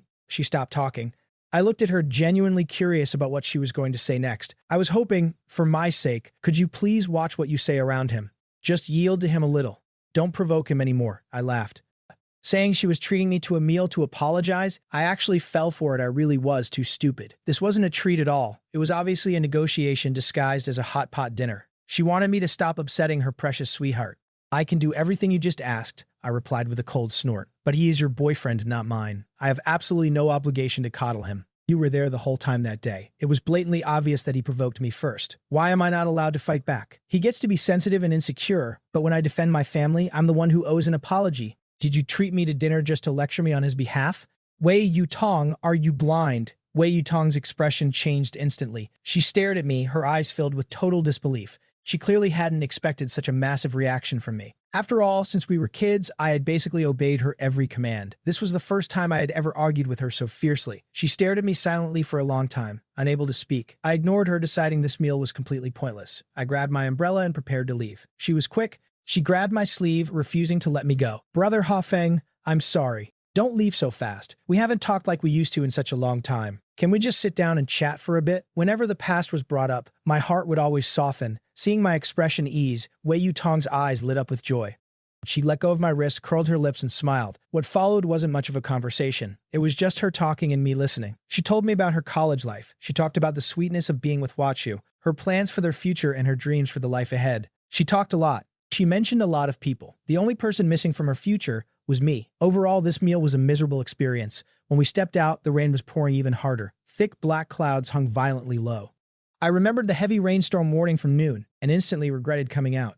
Sure enough, whenever I was with her, nothing good ever happened. We only had one umbrella between the two of us, and it was a tiny, delicate women's umbrella. It was small, but having one was better than nothing. Let's run fast. Hopefully we won't get too soaked. Standing at the entrance of the hot pot restaurant, Wei Yutong suddenly spoke up. Is it possible for me to use the umbrella alone and you just sprint back? Before I could react, she snatched the umbrella from my hand, popped it open, grabbed my arm, and dragged me headfirst into the storm. But the rain was too heavy and the umbrella was far too small. Pressed tightly together, the merciless rain still battered us. Half of our clothes and pants were instantly soaked. The rain hammered against the umbrella canopy with a loud thwack. My nose was completely filled with her unique scent, and my pathetic heart actually started racing. I quickly chanted a few calming mantras in my head and shifted myself toward the outer edge, but she just tilted the umbrella my way and squeezed closer, trapping me underneath it. Stop moving around. We'll be home soon. We hadn't walked far when I suddenly heard someone calling Wei Yutong's name. Amidst the deafening roar of the storm, it wasn't perfectly clear, but it was definitely there. The aura around Wei Yutong shifted instantly. She shoved the umbrella back into my hands and widened her eyes, searching wildly around. Brother Hafeng, I heard Hua Chu's voice. I'm not hearing things, right? No, it really is him, I said calmly. Standing across the street under the awning of a small kiosk holding a massive umbrella was Hua Chu, the guy who had supposedly gone back to his hometown to visit his mother. Wei Yutong spotted him. The dark gloom in her eyes instantly exploded into brilliant starlight. Like an excited child, she leaped into the torrential rain. Her pure white shoes stomped through the filthy puddles, kicking up a trail of dirty splashes. As she ran, Hua Chu, you're back. She ran toward him in pure ecstasy. Hua Chu caught her in his arms and pulled her into a tight, crushing embrace. Wei Yutong laughed happily against his chest. I stood frozen in the pouring rain, completely oblivious to the fact that my umbrella had tilted away. In that moment, my heart felt wetter and colder than the raging storm around me. Hua Chu shielded Wei Yutong as they ran happily through the downpour, leaving me completely abandoned in my tracks. Hua Chu turned his head and shouted loudly at me, "Lan Hao Feng, we're leaving first. Be careful on your way back." I guess that counted as a word of concern. The storm grew fiercer. The black clouds hung so low they felt like they were going to crush my skull. A thick layer of water rapidly pooled on the ground. Thunder exploded directly overhead, blowing my fragile heart to pieces. The torrential downpour caused severe flash flooding. The water had already risen past the curbs. Aside from the murky, turbulent water, I couldn't see the road at all, nor could I predict what was under my feet. I waited carefully, testing each step. The wind was so violent it flipped my tiny umbrella inside out. I dragged the broken umbrella along. It was supposed to be a 20-minute walk, but every step was an agonizing struggle. For every step forward, the howling wind and rain battered me 2 steps back. The umbrella became a useless drag, so I threw it away. The rain lashed my face so hard I couldn't even open my eyes. Relying purely on instinct, I blindly stumbled in the direction of home. I kept comforting myself. "I'm almost there. Just hold on a little longer. Mom is waiting for me. And Dad, and that warm orange light of home." By the time I realized something was wrong and tried to pull my foot back, it was too late. It felt like a massive hand inside the whirlpool grabbed my ankle and yanked downward. The world spun violently, and I crashed heavily into the filthy water. Rain poured down on my head like a waterfall. Suddenly, I remembered what my mom had mentioned that morning. There was an abandoned, uncovered manhole on this exact street. It was extremely dangerous. Judging by the location she described, I was absolutely certain I had unluckily fallen straight into it. It hadn't even been half a month, yet here I was, facing life and death all over again. Last time, I at least had Zhang Qing and my boys with me. This time, I was completely alone. The water level was rising rapidly. Gritting my teeth through the excruciating pain, I desperately forced myself to stand up. My right leg was so numb it felt like it didn't belong to me anymore. Leaning against the cold, slimy wall of the manhole, I stared blankly at the rapidly rising water. I regretted it. "Lan Hao Feng, have you never eaten hot pot before? Was it really worth putting yourself in this pathetic state just for a meal?" In the end, I barely ate a few bites, and now I was about to lose my life in this damn sewer. I refused to accept this. "Is anyone there? Help me!" I screamed at the top of my lungs, tearing my vocal cords. I prayed desperately that some brave pedestrian braving the storm would hear me and pull me up. The chances were astronomically slim, but I couldn't give up. Yet, aside from the deafening roar of the storm and the thunder, there was nothing. Utter despair and raw terror swallowed me whole. I decided I had to save myself. I tried several times to climb out using my own strength, but my injured right leg was completely useless. Just as the freezing water surged past my chest, an elderly street sweeper finally spotted me. Tucked inside the sleeve of his tattered raincoat was a dim flashlight. He peered down the manhole, squinting to get a better look. "Grandpa, please save me. I'm hurt." I tilted my head up, screaming for my life. Filthy rain poured into my mouth, tasting bitter and vile. "Don't be scared. I'm gonna go grab something. I'll be right back to get you out." The old man disappeared. The world instantly returned to its cold, merciless state. But I believed in the old man's kindness. I knew he would come back. And he did, very quickly. He tossed down a long, thick coil of rope. "Young man, tie it tightly around your waist. I'll pull you up." After a brutal struggle, I finally managed to secure the rope around my waist. The old man began to haul me up with all his might. The veins on his thin, weathered hands bulged painfully. I dug my fingers into the brick crevices of the manhole wall, trying to take as much of my weight off him as possible. But after several agonizing attempts, we just couldn't break free. Again and again, I slipped and crashed back down into the pit, my body accumulating more and more gashes. I was completely exhausted. For the final attempt, I gathered every last ounce of strength left in my body. Sinking with the old man's pull, I kicked violently against the wall and surged upward. I finally saw the familiar street, the raging rainstorm, and the kind, deeply worried face of the old man looking down at me. My vision exploded with stars. I forced out a weak thank you before plunging into total darkness. I had so many strange dreams. I seemed to be pulled back into the past. The memories played in broken fragments. Even in my dreams, Wei Yutong still managed to hurt me, causing me agonizing pain. "Oh right, I saw Sister Yumeng. She hasn't been back in almost 2 years, has she? It's been so long I had almost forgotten she existed. In the 2 years since we last saw each other, we only exchanged brief holiday greetings. She rarely posted on her WeChat moments, so I had absolutely no way of knowing what was going on in her life. I wondered what she looked like now. Was she still the same person from my memories? The one who would always give me lollipops and cake whenever I was sad? Sister Yumeng, she was the only source of warmth in my dreams. Following a bright, glowing path, I kept walking forward. Suddenly, a thick fog materialized in front of me. "Hao Feng, come back." I heard my mom's voice. She was calling me home. My eyes snapped open. The brilliant morning sunlight stabbed directly into my eyes. I quickly raised my arm to block the glare. Instantly, a large, warm, dry hand firmly pressed my arm down. The voice was trembling with insane, unrestrained joy. "Don't move. The blood will backflow. Honey, our son is awake." My mind slowly cleared. The sharp stench of disinfectant filled my nose. Above me, an IV drip steadily released clear fluid into the tube. I remembered now. It was that kind old grandpa who saved me. Once again, I had miraculously survived a brush with death. "Baby, how are you? Does anywhere hurt?" My mom's haggard but incredibly loving face swam into my vision. "Mom," I called out weakly, raising my hand to touch her face. She grabbed my hand and pressed it tightly against her cheek. Tears of pure joy burst from her eyes once again. "My good boy, my precious baby. As long as you're okay, as long as you're okay." Her voice gradually broke, dissolving into heart-wrenching sobs. "Mom thought I'd never hear your voice again. It's so good to hear you call me Mom. So good. Mom, don't cry. I'm fine." I comforted her, turning my head to look for my dad. "Hao Feng, Dad is right here. Don't be scared. Dad is here." He was standing on the other side of the bed, looking at my dad's face. My heart ached so much I wanted to cry. Was this still my elegant, handsome father? His hair was a mess, his face was swollen, and a thick layer of unkempt stubble covered his jaw. Only his eyes still shone with that familiar, protective love. Mom said when they found me, my body was as cold as ice, completely unmoving, and my breathing was so faint it was almost non-existent. She was so terrified her soul nearly left her body. My dad said they thought I would never open my eyes again, and they had practically cried themselves dry. Looking at my parents guarding me, seeing their exhausted faces, I finally understood just how badly I had terrified them this time. "Mom, Dad, I'm sorry. This time it was my fault. It will never happen again." I asked my mom where the grandpa who saved my life was, and if we could still find him. I had passed out the second I got out of the manhole. It was the old grandpa. He dragged his heavy steps all the way to the shops ahead to borrow a phone and call the ambulance. Then he stayed with you in the freezing rain until it arrived. He came with you to the hospital and even used the last few crumpled bills in his pocket to pay for your emergency medicine. Thank God for that kind old man. Otherwise, my son, my mom couldn't finish her sentence before breaking down in tears again. My dad patted her shoulder gently. "The boy is watching. Don't make him sad, too. Mom, when I recover, I have to go thank him personally. If it weren't for him, I would definitely be dead. He saved my life." "Okay, when you're better, we will all go together to thank him." "Dad, how did you guys know I was in the hospital?" At the mention of that day's events, both my parents' faces instantly darkened. My usually cheerful mom clenched her jaw, suppressing a rage she couldn't hide. "That night, when it was almost 9 p.m. and you still weren't home, I called you only to find your phone sitting on the living room sofa. Wei Yutong's phone was turned off. The storm was so violent I was worried sick. I had no choice but to knock on Auntie's door to ask what happened. And when I looked inside, my mom was furious just recounting it. The same way Yutong, who dragged you out of the house, was sitting comfortably on her sofa. Hua Chu had one arm around her and was feeding her fruit with the other. When I asked where you were, she actually looked at me with a blank face and said, "Lan Hao Feng isn't back yet."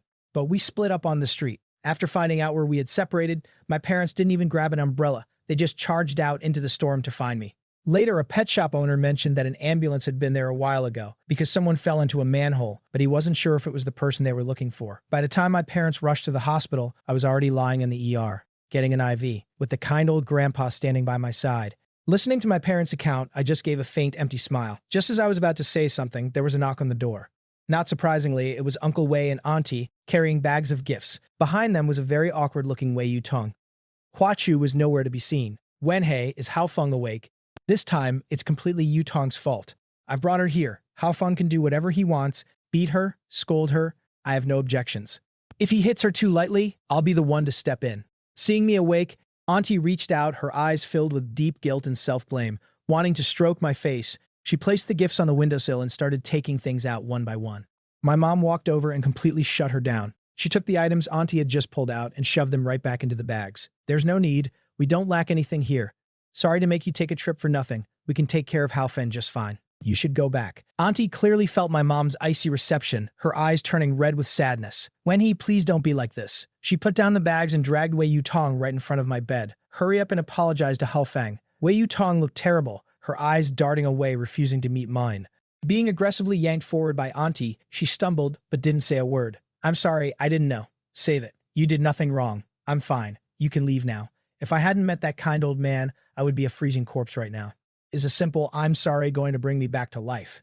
Wei Yutong seemed to sense my absolute freezing indifference. She stepped closer, reaching out as if to check the temperature of my forehead. Her lips trembled as if she wanted to say more. I turned my head, completely dodging her hand and shutting down whatever words she was about to speak. I'm tired and need to rest. Please leave. And don't come back. Perhaps my coldness was too unfamiliar to her. A thread of genuine hurt surfaced in her guilty eyes. Brother Ho Feng, you never used to treat me like this. I turned my head away, closed my eyes, and refused to look at anyone. The hospital room fell into a dead, heavy silence, save for the faint sound of breathing. Old Lan, it's completely Yutong's fault that Hao Feng got hurt so badly and almost lost his life. We came here to sincerely apologize. My father, who was usually the epitome of elegance and gentleness, uncharacteristically cut Uncle Wei off mid-sentence. His voice was laced with a chilling frost I had rarely ever heard. Old Wei, Hao Feng said he doesn't blame Yutong, so don't let it weigh on your mind. Hao Feng is lucky to be alive and that he didn't die in that sewer. We are already extremely grateful. The doctor just said Hao Feng needs strict bed rest. I won't see you out. Exactly. I am their son. We will take care of our own son. We can't afford Wei Yutong's apologies, and we certainly won't be trying to win her favor ever again. Hao Feng needs to sleep. You should leave and please don't come back. My mom had never been this fiercely cold to Auntie before. She was doing it all for me.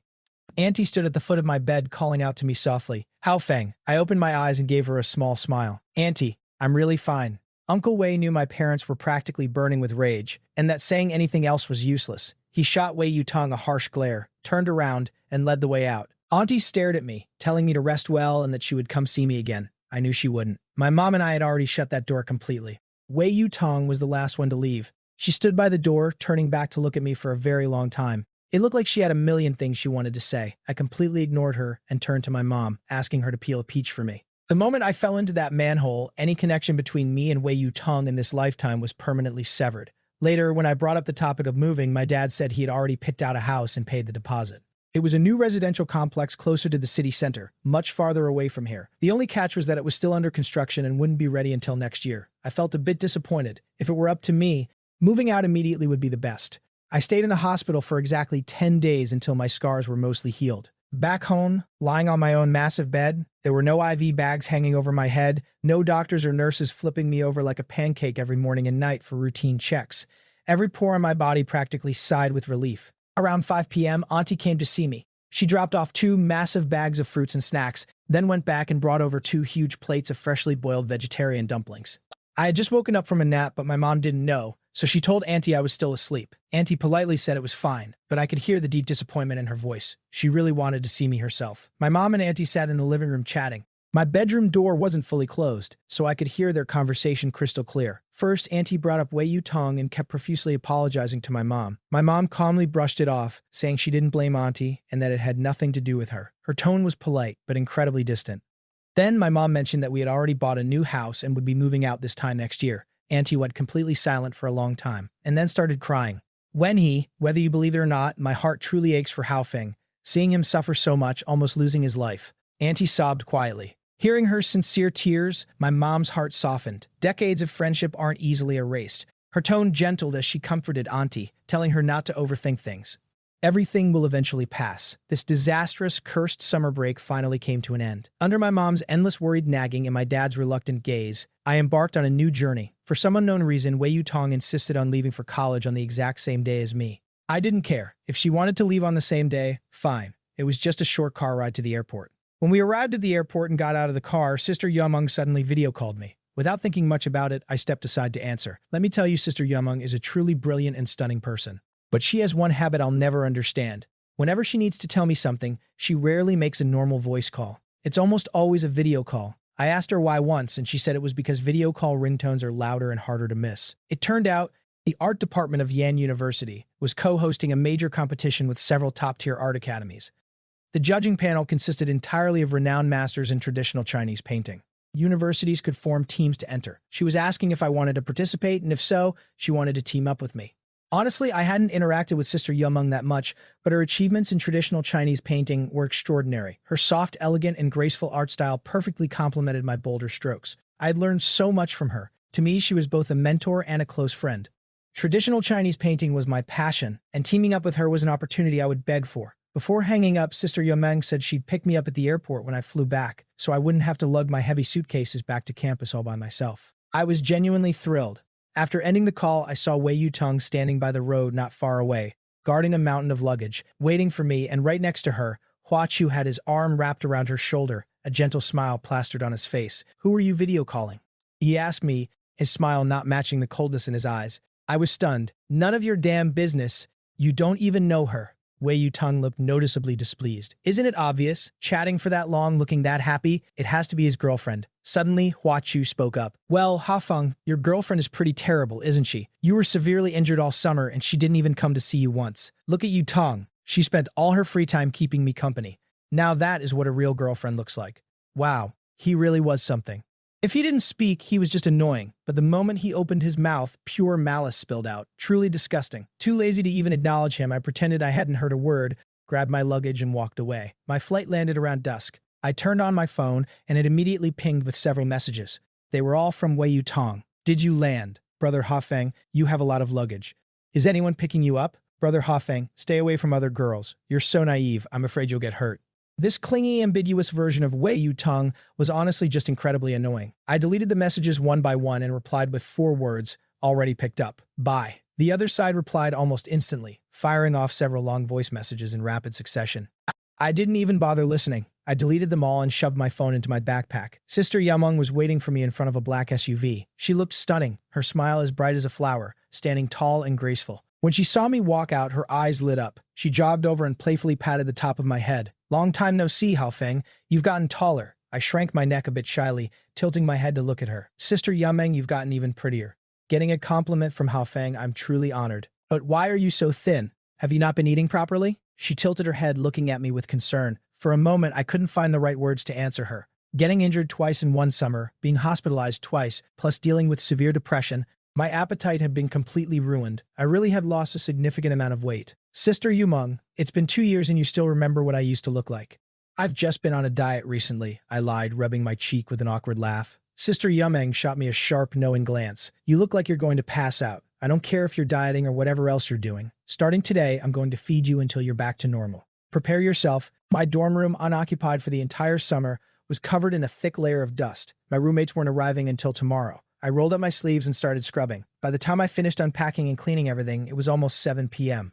My back ached and my legs were sore. Just as I was about to collapse onto my bed for a rest, Sister Yumeng sent me 2 documents, followed immediately by a video call.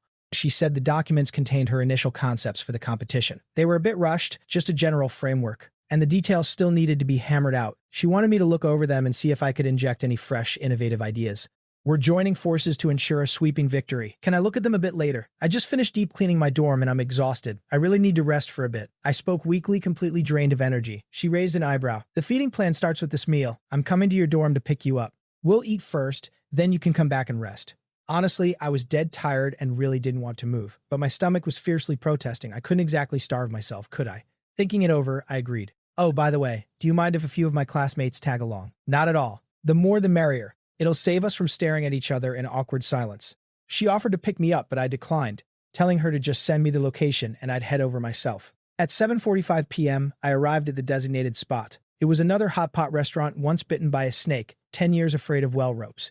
Right now, just seeing the word hot pot made me shudder from the bottom of my soul. As soon as I walked through the door, a tall girl stood up from a booth deep in the dining area near the window. She said something to her friends at the table and walked toward me. Wow, she was incredibly tall. I had never really noticed before. Just as I was about to greet them, she smiled at me. Sister Yumeng, did you grow taller? You're so tall. The second the words left my mouth, I instantly regretted it. All the blood rushed to my face and I started sweating from pure embarrassment. Sister Yumeng was already over 20. How could she possibly still be growing? That was the stupidest thing I could have possibly said. Sister Yumeng clearly hadn't expected such a ridiculously random comment from me. She froze for a brief second, then slowly broke into a radiant smile, like a rose blooming in the dark night, beautiful and dangerous. I stared at her, completely mesmerized. I always knew she was pretty, but I had no idea her smile could be this breathtaking. It was almost unfairly gorgeous. Am I pretty? Sister Yumeng asked softly. Yeah, really pretty. Sister Yumeng is the prettiest. I nodded subconsciously. Only today did I realize that I was a total simp for beauty. My absolutely dumbfounded expression finally made her laugh out loud. Sister Yumeng, hurry up and bring the handsome little brother over. The hot pot is boiling. She led me over and introduced her friends to me one by one. Wow, I had no idea Ling University had such a handsome junior. Sister Yumeng, you're so stingy, hiding him from us all this time. Handsome little brother, may I boldly ask, do you have any single brothers at home? Cousins are fine too. Sister Yumeng, I don't want to be your sister anymore. Can I be your sister-in-law instead? Faced with their friendly teasing, my palms started sweating from nervousness. Although I had a relatively outgoing personality and never rejected friendly people, this was still my first time meeting them, and they were all older girls. I was incredibly awkward. From childhood until now, the only women I was truly close to were my mom and Wei Yutong. Of course, it wasn't like there were no other girls. Back in high school, my backpack used to be stuffed with love letters. But back then, my eyes and heart were entirely filled with Wei Yutong. No matter how great other girls were, I never paid them any attention. Naturally, I never appreciated their unique charms. I had finally let it go. Those 20 years of youth, consider them fed to the dogs. Because of Wei Yutong, I had probably missed out on so much beautiful scenery. Stop talking nonsense. You're going to scare him away. If he runs, you guys are responsible for bringing him back. While she said this, Sister Yeoman kept her head down, carefully peeling shrimp for me. Every time she peeled one, she placed it on my small plate. Watching me eat them, one by one, she would reveal a gentle, soft smile. Sister Yeoman had always been fiercely protective and gentle. Ever since I was a little kid, she had always been like this, constantly paying attention to my feelings. Whenever a situation arose that might make me uncomfortable, she would always speak up immediately to intervene. She knew exactly what I liked and what I didn't. All the food she put on my plate was stuff I absolutely loved, but was too embarrassed to aggressively devour like I would at home. Her classmates were also incredibly kind to me, constantly looking out for me between their jokes. The entire table was filled with constant laughter. The relaxed, joyful atmosphere perfectly melted away my nervousness. As long as I was with Sister Yeomeng, I always felt completely at ease. When we headed back, it was raining outside. It was September in the north, and the weather was already turning cold. You had to wear a long-sleeved jacket in the mornings and evenings. When I left my dorm earlier, I was sweating from cleaning, so I just threw on a short-sleeved t-shirt. We finished dinner around 9:30 p.m., and with the rain pouring down, the outdoor temperature had dropped drastically. The moment I stepped out the restaurant doors, the biting autumn chill hit me right in the face. I instinctively hugged my arms, shivering violently. "Are you cold?" Sister Yeomeng turned to ask me. I rubbed the goosebumps rapidly forming on my arms and nodded honestly. Suddenly, a jacket carrying her body heat was draped over my shoulders. A faint, elegant scent of perfume instantly enveloped me. Wearing Sister Yeomeng's jacket felt like being wrapped in a warm hug from her. My face flushed entirely red, burning hot. I desperately wanted to give the jacket back. This felt way too intimate, but Sister Yeomeng already saw through my thoughts. She gently pressed down on my shoulders. "Just wear it. It's not the first time. If you catch a cold, it'll delay our competition." That was a massive guilt trip. Helpless, I was successfully blackmailed into wearing it. Sister Yeomeng mentioned that we were entering a team competition, but in reality, our team consisted only of the two of us. The others were just enthusiastic friends helping out behind the scenes. They wouldn't be on the official roster or participate in the actual creation. For university students, this competition was extremely high level. The participants were all the cream of the crop. Standing out in this arena would be incredibly difficult. I calmed my mind and took it seriously. Sister Yeomeng said we had to break free from the conventional cliché themes of traditional Chinese painting. We had to take an innovative approach. Otherwise, we had zero chance of winning. I deeply agreed. The real challenge was figuring out how to use the language of traditional Chinese painting to express something entirely new and profound. The competition was at the end of October, which meant we still had nearly 2 months. The time frame was generous, giving me plenty of time to brainstorm. Sister Yeomeng and I both stubbornly held on to our own opinions regarding the subject matter of our painting. In this aspect, we were both incredibly headstrong and dominant. Neither could convince the other. Eventually, we decided that we would each sketch out our own rough drafts first. We would then evaluate both comprehensively before making a final decision. This approach was fair, and I agreed. After that, aside from attending classes, I completely immersed myself in creating my draft. Using convenient communication as an excuse, Sister Yeomeng practically commandeered a dedicated spot for me in the Yan University Art Studio. I could go over whenever I wanted. Because of her, I became the very first freshman from Ling University who could freely wander in and out of Yan University's inner sanctum. Simultaneously, I became the absolute envy of a massive horde of guys who worshiped Sister Yeomeng. My life was simple but never boring. The lingering gloom from the disastrous summer break gradually faded away. Sister Yeomeng genuinely treated feeding me as one of her daily mandatory tasks. No matter what time it was, where I was, or what I was doing, she would rapidly finish her own work and drag me out to eat. Often her friends would join us. Over time, I became very familiar with all of them. Because of my connection to Sister Yeomeng, they all affectionately called me Little Brother Haofeng. Whenever Sister Yeomeng was too busy to look after me, every single one of them would step up to take excellent care of me. With Sister Yeomeng around, I felt like a carefree kid, happily soaking in her meticulous care. But it seemed God couldn't stand seeing me live a comfortable life. The day before my draft was due, I actually received a video call from Wei Yutong. I had just finished taking a shower and was sitting at my desk drying my hair when the call came in. Staring at her flashing profile picture, I felt a chaotic mix of emotions. This was the very first time she had video called me since we started college. I had no idea what she wanted, and I really didn't want to answer. I declined it once, but she immediately called back. Reluctantly, I swept the screen to accept. Her face appeared clearly on my screen. Brother Hafeng, what are you doing? She was smiling brightly, her eyes practically overflowing with joy. Just got out of the shower, drying my hair. What do you want? Can't I call you even if I don't need anything? The corners of her lips curled up high, her eyes rippling with a shallow tenderness. Too bad none of it was meant for me. I gave a dry, hollow laugh, completely ignoring her flirtatious tone. This kind of playful, ambiguous banter wasn't suitable for us anymore. Even when I was madly in love with her, I had never dared to joke around with her so casually. Now it was even more impossible. I have a favor to ask you, she spoke up again. What is it? My eyelid twitched violently. I had a very bad feeling about this. In all my life, this was the first time she had ever used the word beg with me. I wasn't happy about it. In my heart, since we were destined not to be together in this lifetime, we should remain like two parallel lines, never intersecting, never having anything to do with each other ever again. Hua Chu's department is organizing an academic exchange with Ling University. He's heading over to your campus the day after tomorrow. He's never traveled far from home, and his personality is so introverted, I'm worried he won't be able to handle things on his own. Does, so Hua Chu is coming to your place. You need to take care of him. Does he not have hands or feet? Is he mentally deficient or just missing half his brain? Honestly, I absolutely did not want to agree to this. Hua Chu looked like a gentle, fragile scholar on the outside, but I always felt like his stomach was full of dark, scheming venom. He was genuinely worried that if I wasn't careful, he'd kick me right into one of them. On top of that, I was drowning in work for the competition, tired as a dog every single day. If it weren't for Sister Yomong, I probably wouldn't even have time to eat a proper meal. Please, Brother Haofeng, I'm begging you, she flashed an expectant smile, pushing me again.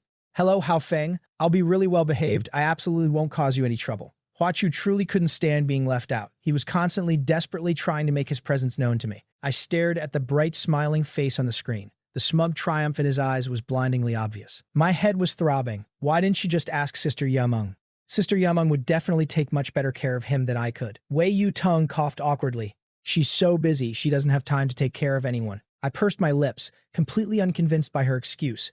Uncle Wei and Auntie strongly opposed her relationship with Hua Chu. There was no way Sister Yumeng wouldn't know about something as major as her younger sister's lifelong happiness. Wei Yu Tong was just terrified that Sister Yumeng would despise Hua Chu just as much as their parents did, which was why she came begging me. How long is this academic exchange? I asked her. A month at most. Hearing my question, Wei Yu Tong's eyes instantly lit up. Let's get one thing straight, I warned. I have a lot on my plate right now. I can only do my best. Tell him that if it's an emergency, he can come to me. But if it's nothing important, tell him to stop bothering me. That's all I'm promising. Thank you, Brother Hofeng. Seeing that I finally agreed, Wei Yu Tong grinned brightly, showing off her pearly white teeth. The next morning, Sister Yomeng took me out for soup dumplings. They had my absolute favorite filling, chives and eggs paired with cornmeal porridge. But the thought of Hua Chu arriving soon annoyed me so much that it ruined my appetite. I only managed to eat 2 steamer baskets before I couldn't eat another bite. Sitting across from me, Sister Yumeng asked gently, "Why are you eating so little today?" "Hua Chu is coming," I muttered. I really hate him. Who is Hua Chu? So what if he comes? What does that have to do with you? Sister Yumeng looked completely bewildered, entirely unable to understand my gloomy mood. And her reaction left me utterly shocked. Did Sister Yumeng seriously not know about Wei Yu Tong and Hua Chu? Does that mean she also didn't know about all the messy history between me and Wei Yu Tong? No wonder ever since we reunited, she hadn't mentioned it once, nor had she ever tried to comfort my broken heart. He's your younger sister's boyfriend. In the future, he's going to be family. Don't tell me you don't know. I curled my lip, refusing to believe her. Sister Yumeng picked up a napkin, dabbed the corners of her mouth, and set it back down. A mysterious light flickered in her eyes. Don't make jokes like that. You and Yu Tong have been engaged since you were kids. It's impossible for her to have another boyfriend in this lifetime. Hua Chu? What a terrible name. So tacky. Looking at Sister Yumeng's genuinely innocent face, I suddenly didn't know where to begin. Sister Yumeng never lied to me. She truly didn't know. She didn't know about Wei Yu Tong and Hua Chu. The idea that Wei Yu Tong and I would be together forever had been so deeply ingrained in everyone who knew us. It was just like my senior year of high school, when I stood at the podium in front of the whole class and clarified that Wei Yu Tong and I were just neighbors.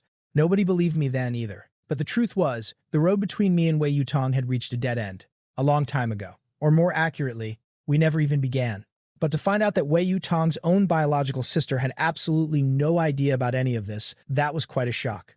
All this time, I thought Sister Yumeng was treating me so well because she felt guilty, that she thought I was an innocent victim and wanted to atone for her sister's sins. But if she didn't know, that meant her kindness toward me had absolutely nothing to do with Wei Yu Tong.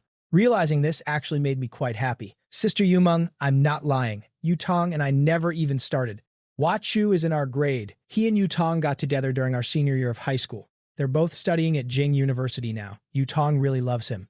Sister Yumeng slowly put down her chopsticks, staring into my eyes in total disbelief, as if trying to verify if I was telling the truth. Perhaps in her mind, everything I just said sounded like a bizarre fantasy, something utterly impossible. I had finally let it go. Those 20 years of youth, consider them fed to the dogs. Sister Yumeng put down her chopsticks, staring into my eyes in total disbelief, as if trying to verify if I was telling the truth. Perhaps in her mind, everything I just said sounded like a bizarre fantasy, something utterly impossible. As for how much it hurt, I really didn't want to talk about it. Saying it out loud meant reliving it, and I refused to go back to that Mid-Autumn festival ever again. Sister Yumeng, can we please not talk about this anymore? Sister Yumeng just smiled gently. All right, as long as you're happy. Let's go, it's almost time for class. Just remember, Hao Feng, no matter what happens, I will always be right here with you. I was deeply moved. She was always so sensitive, always able to catch even my slightest emotional shifts. Sister Yumeng, why are you so good to me? Hearing my question, she paused. A complex, unreadable emotion surged in her dark eyes, but she quickly suppressed it. She returned to being the gentle, reliable Sister Yumeng I knew. Our Hao Feng is so smart and handsome, of course you deserve to be treated well. That morning, Sister Yumeng walked me all the way to my classroom door. She waited until I found a seat and sat down before turning to leave. Seeing me being personally escorted to class by the goddess everyone worshipped, several guys I knew crowded around me, desperately trying to find out my relationship with her. When they found out I was the goddess's little brother, they all looked at me like I was their future brother-in-law.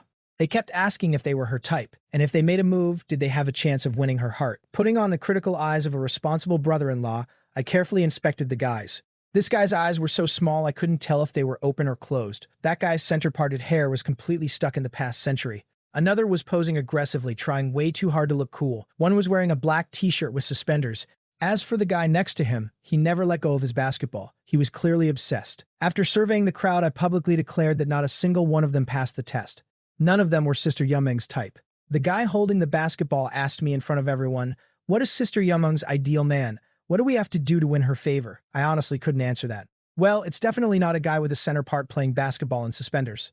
I suppose the flaws I pointed out were just my personal opinions. The guys returned to their seats with shattered hearts. One guy even buried his head in his arms on the desk and didn't get up for the entire class.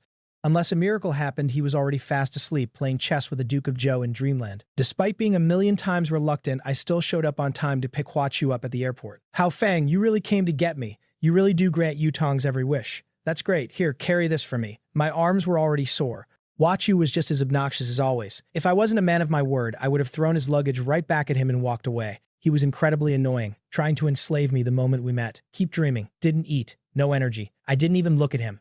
With a blank face, I got into the car, leaving him standing outside. He ground his teeth in pure rage. In the end, he had to heave the luggage into the trunk himself. I was genuinely baffled. It was just a 1-month academic exchange. Was it really necessary to bring 3 massive suitcases? Hao Feng, you've been going to school here for over a year and you still don't have your own car. We have to take a taxi. Hua Chu started complaining out of nowhere. If you don't want to ride, get the hell out. Stop whining like a broken record. Nobody begged you to get in. Do you really think I have such a great temper that you can just bully me however you want?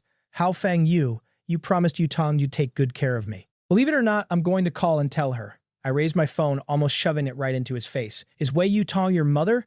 Do you have to report every little thing to her? Call her right now. If your phone is dead, you can borrow mine. I couldn't hold it back anymore and burst out laughing. Losing face completely, Hua Chu's expression shifted violently between pale white and pitch black. He looked like he wanted to murder me with his eyes. I cheerfully hummed a tune the whole ride, completely ignoring him. I was using my actions to let him know I absolutely loved seeing him despise me yet be completely powerless to do anything about it. When we arrived at the university gates, the 2 cars trailing us also stopped. They were carrying the other exchange students who came with Hua Chu. After helping him settle into his dorm, I was just about to leave when he called out to me again. Lan Hao Feng, I'm hungry, treat us to hot pot. Us? My head exploded with question marks. Just how thick was this guy's skin? Yeah, me and my classmates. We're not familiar with this area. Take us out. What a shameless bastard. Treating him alone was already me doing Wei Yutong a favor. Now he wanted me to treat all his classmates too. Did he think I printed my own money? It wasn't that I lacked money, but he simply wasn't worth the waste. No money. Goodbye. I turned around and started walking away.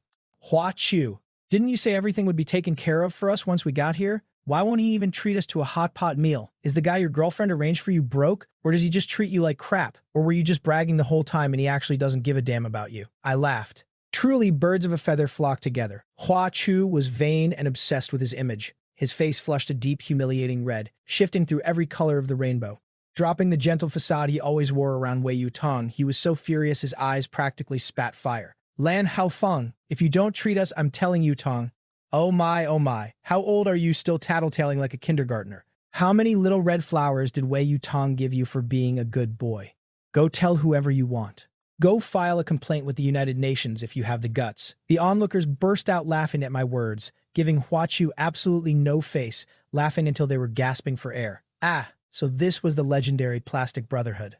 Enraged, Huachu actually pulled out his phone and made the call. Wei Yutong picked up quickly. He put her on speakerphone so we could all hear every word. Yutong, Huachu's voice instantly reverted to its usual soft, gentle tone.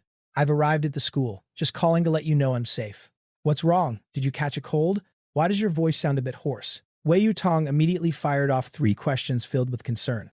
It's nothing, it's just that my classmates want to eat hot pot, but Haofeng. He trailed off, looking at me with a perfectly crafted expression of distress. Here we go again.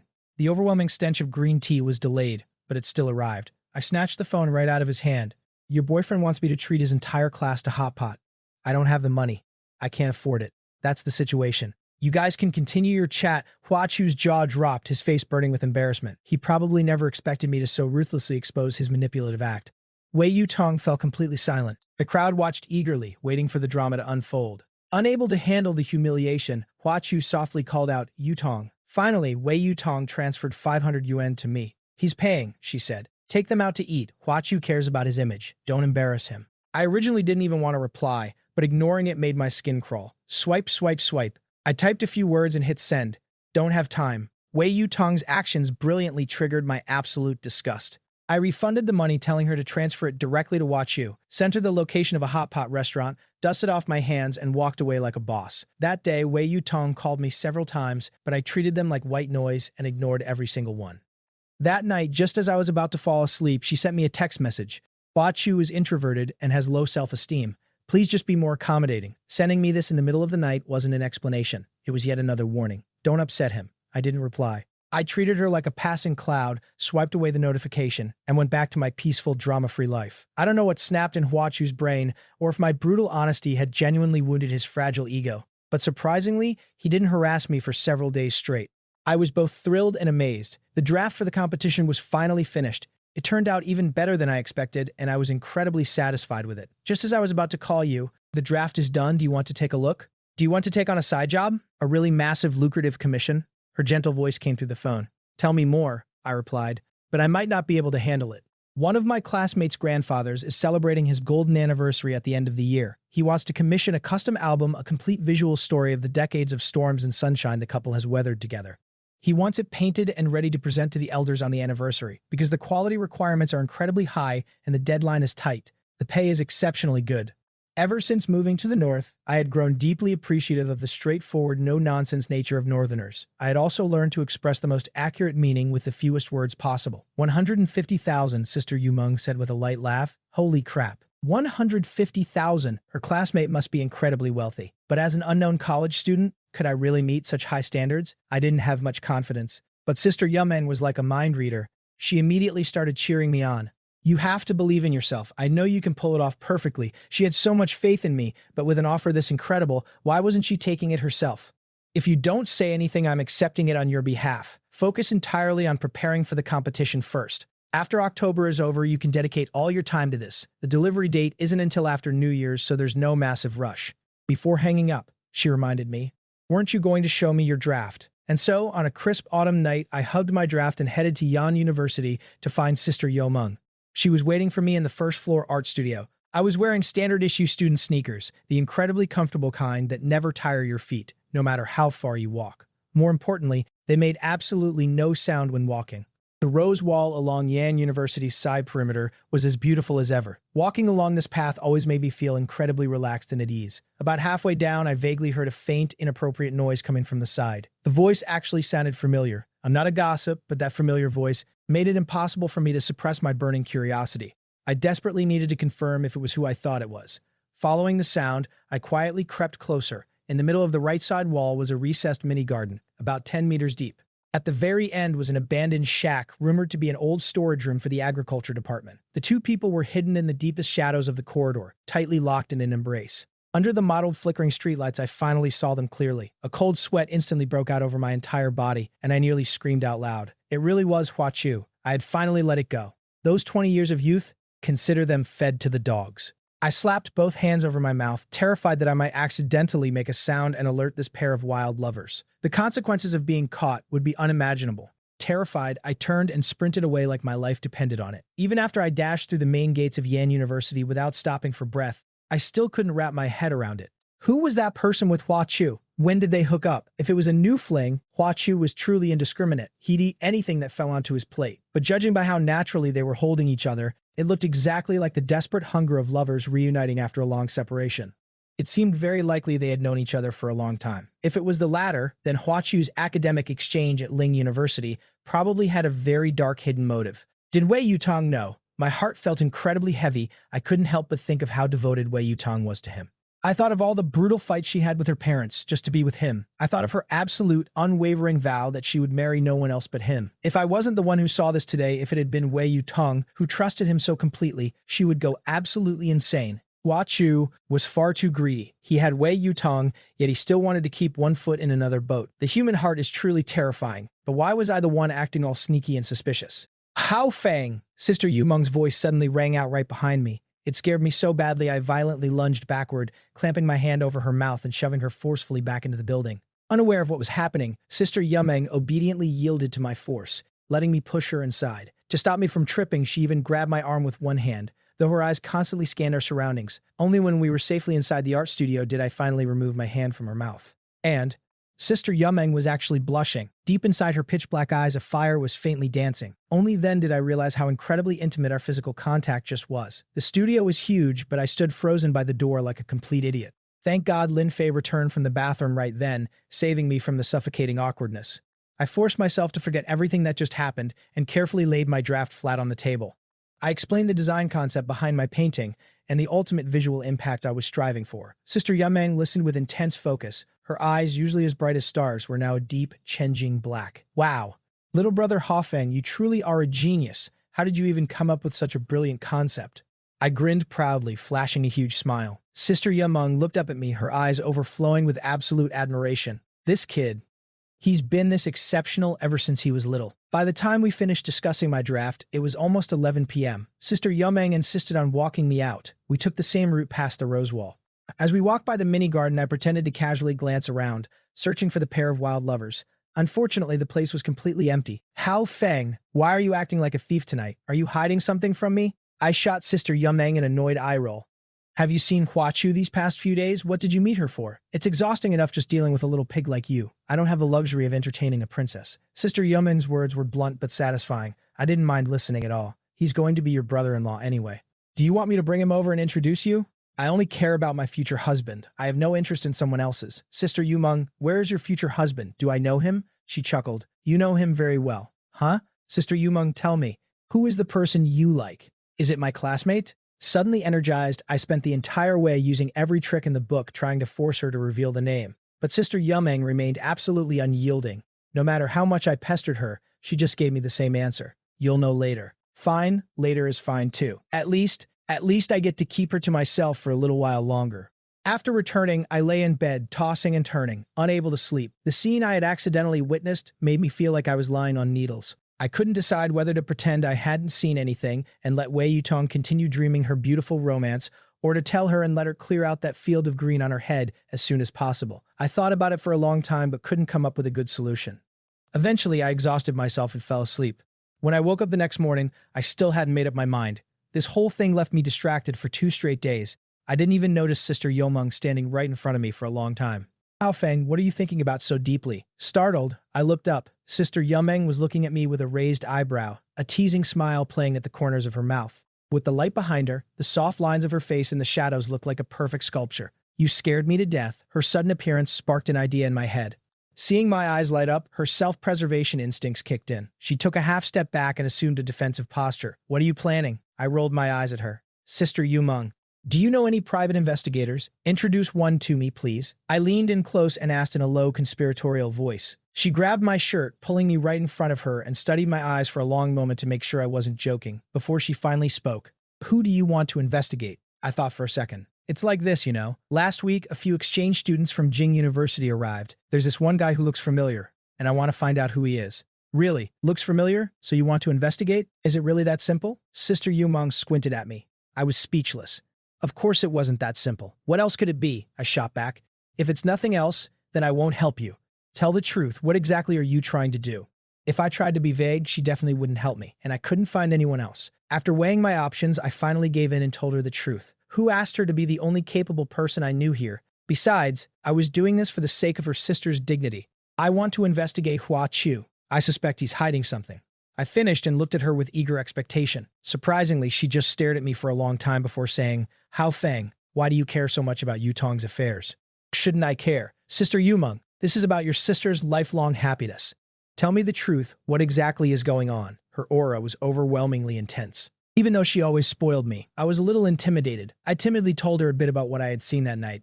After she heard it, her usually gentle, smiling face darkened like a gathering storm. So, you're doing this to find dirt on Hua Chu and make him break up with Yutong? She asked, her eyes as dark and deep as a bottomless abyss. No way, Sister Yumong. What are you thinking? Even if she broke up with him right now, I wouldn't have anything to do with her anymore. I shook my head vigorously. Regardless of how terrifying her expression was, just based on the times Wei Yutong had disappointed me, I admitted I wanted to know the whole story, but it absolutely had nothing to do with what she was suggesting. I'm innocent, Sister Yumeng. That promise from back then was just a joke. You can't take it seriously. I used to follow her around, and she said I was shameless and annoying. I reflected on it later, and I admit I was too full of myself. I apologized to Wei Yutong in front of everyone. I won't bother her anymore, and I certainly won't intentionally ruin her relationship with Hua Chu. My mom even said it. What happened back then was a joke. It's long past. Whether she breaks up or not has nothing to do with me. Sister Yumong observed me carefully for a moment and confirming I was telling the truth. Her expression softened. Then why are you getting so involved? Haven't you been hurt enough? Sister Yumong, we grew up together. Even if we can't be a couple, I don't want to see her being kept in the dark. You're her biological sister. Are you willing to just watch her get cheated on? I can help you, but you have to promise me you will never get this invested in Yutong's affairs again. This is the last time. I held up a single finger. Good boy. Unable to withstand my relentless begging and sincere pleading, Sister Yumong treated me to spicy hot pot and then sent me back. I waited anxiously, hoping to get solid news within a week. I didn't expect her to be so fiercely efficient. By the evening of the very next day, she had the results. The speed left me absolutely in awe. I felt a sense of relief. I was writing off 20 years of youth. Sister Yumeng and I sat in a corner of a milk tea shop, acting like spies exchanging intel. She placed the file folder in front of me and whispered, "Take a look. It's like a soap opera." Have you read it? I couldn't help but ask. She nodded, her beautiful face completely composed, without a trace of the anger you'd expect from someone who just learned their sister was being cheated on. Sister Yumong's tolerance was truly something else. I took the folder, opened it, and read page by page. It turned out that female classmate was named Zhang Shuangzi, hailing from a high-ranking family in Beijing. She and Hua Chu were childhood friends, true sweethearts who grew up together. Both sets of parents were happy to see them so close. Growing up together, they were deeply in love and had long agreed to attend the same university and marry right after graduation. But unfortunately, Hua Chu's father was involved in an incident and arrested. The Hua family fell from grace and was expelled from Beichan's elite circles. The Zhang family immediately turned their backs, strictly forbidding Zhang Shuangzi from seeing Hua Chu. But she truly loved him, preferring to defy her family rather than give him up. Left with no choice, her parents used underhanded tactics, forcing Hua Chu and his mother out of Beicheng to make a living in Nancheng. Just like that, a pair of lovers was cruelly torn apart. How could there not be regrets? Since then, all contact between the two had been cut off. They thought that was the end of it for this lifetime. But unexpectedly, an exchange program at Jing University brought these ill-fated lovers back together in the vast sea of people. They had never wanted to part in the first place, leaving behind so many unresolved feelings. Meeting again after years apart, it only took a few words before they were locked in an embrace, staging a tearful reunion. The thin 2-page document only detailed the history between Zhang Shuangzi and Hua Chu. There wasn't a single word about Wei Yutong, yet every word screamed the fact that she was being cheated on.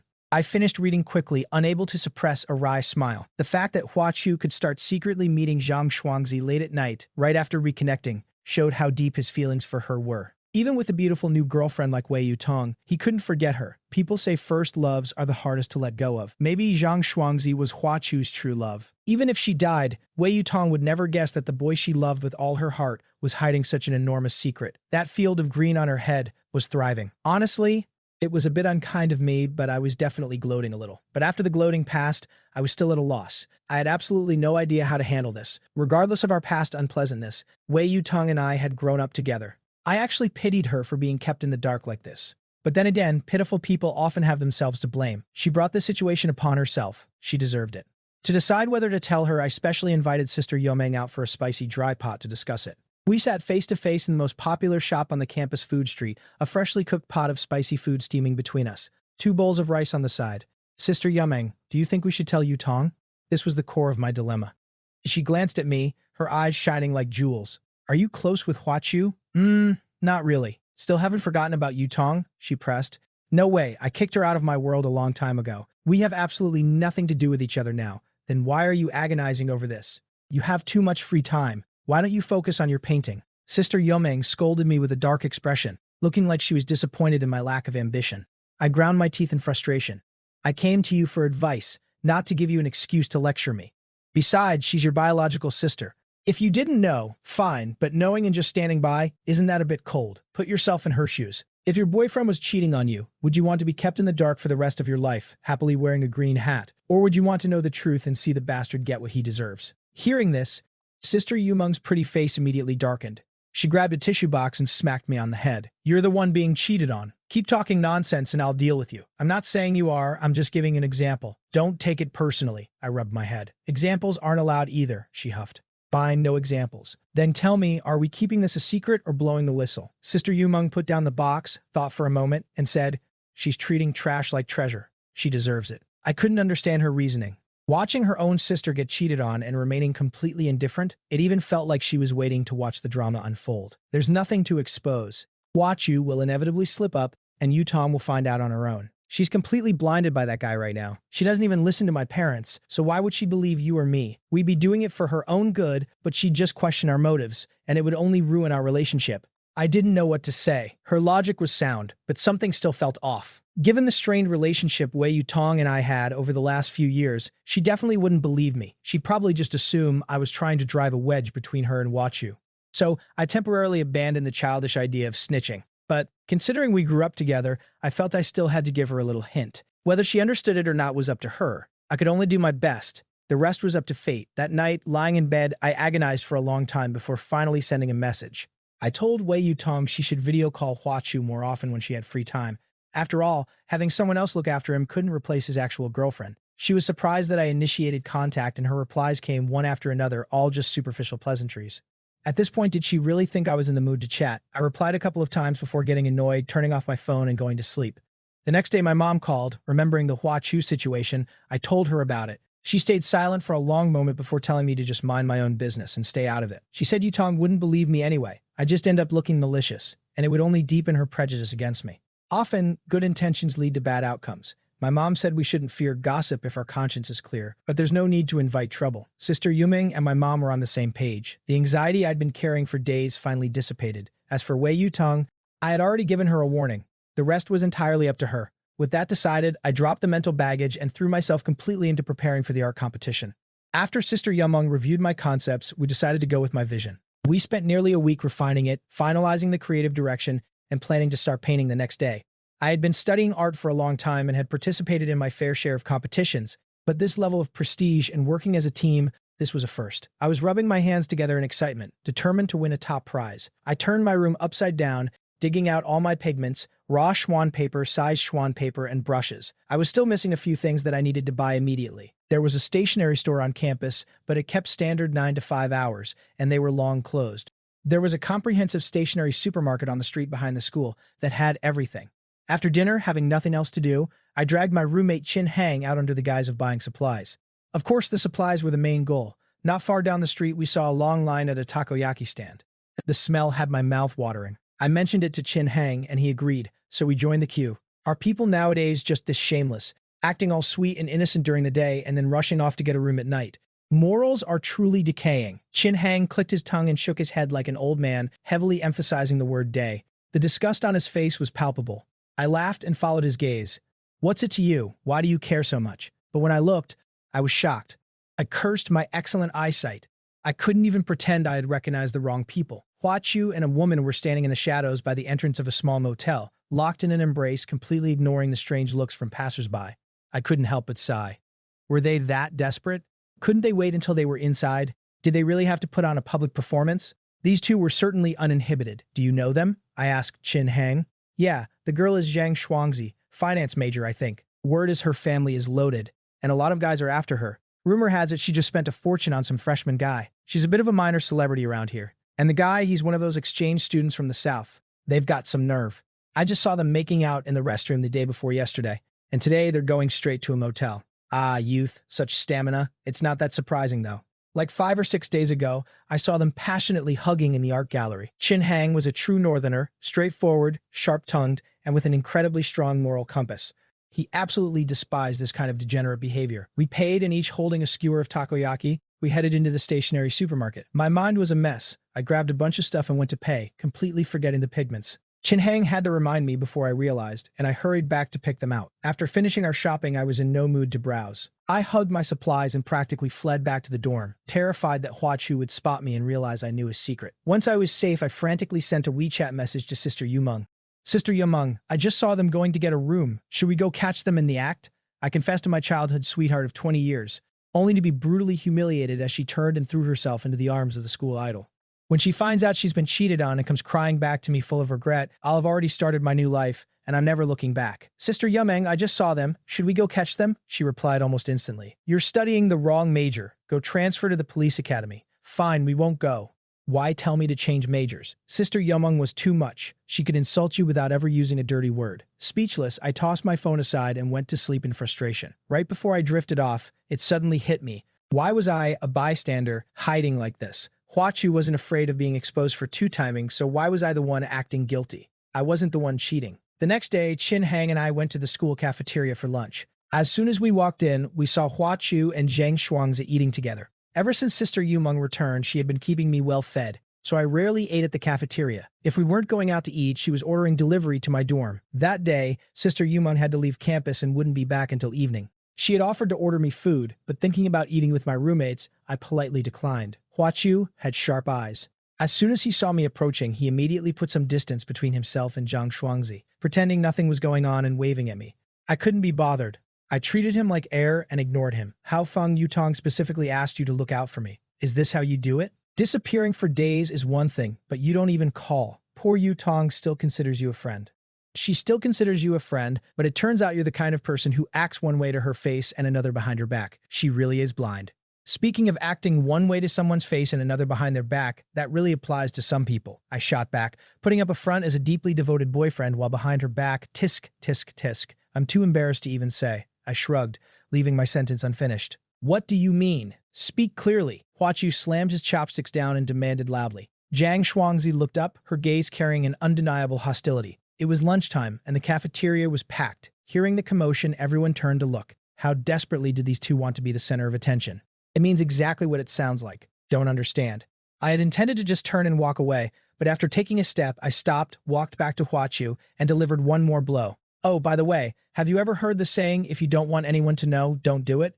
If you don't have the capability to back it up, don't act so arrogant, buddy. Maybe it was a guilty conscience, but Hua Chu's face instantly went pale. He stared at me, panic flickering in his eyes. I haven't done anything. Stop spouting nonsense. I gave him a look that clearly said, I see right through your BS. I didn't even say anything specific. Why are you reacting so strongly? Hua Chu and Zhang Shuangzi exchanged a glance and stayed silent. Instead, Zhang Shuangzi put down her chopsticks and slowly stood up, walking over to me. Lan Hafeng, right? We're all in the same school. We're bound to run into each other. Even if you see something, you should pretend you didn't. The secret to a long life is minding your own business, do you understand? After saying that, she turned and left. Hua Chu sat in his seat, his face the color of wax. My intuition told me that Zhang Shuangzi was dangerous. She might even try to cause trouble for me. I only had one class that afternoon and was free by 3 p.m. I was free by 3 p.m. I went for a walk alone by the lotus pond near the academic building. Just as I found a spot to sit down, Hua Chu appeared, blocking the narrow path. What did you mean by those things you said? Talk about a lingering spirit. I couldn't escape him.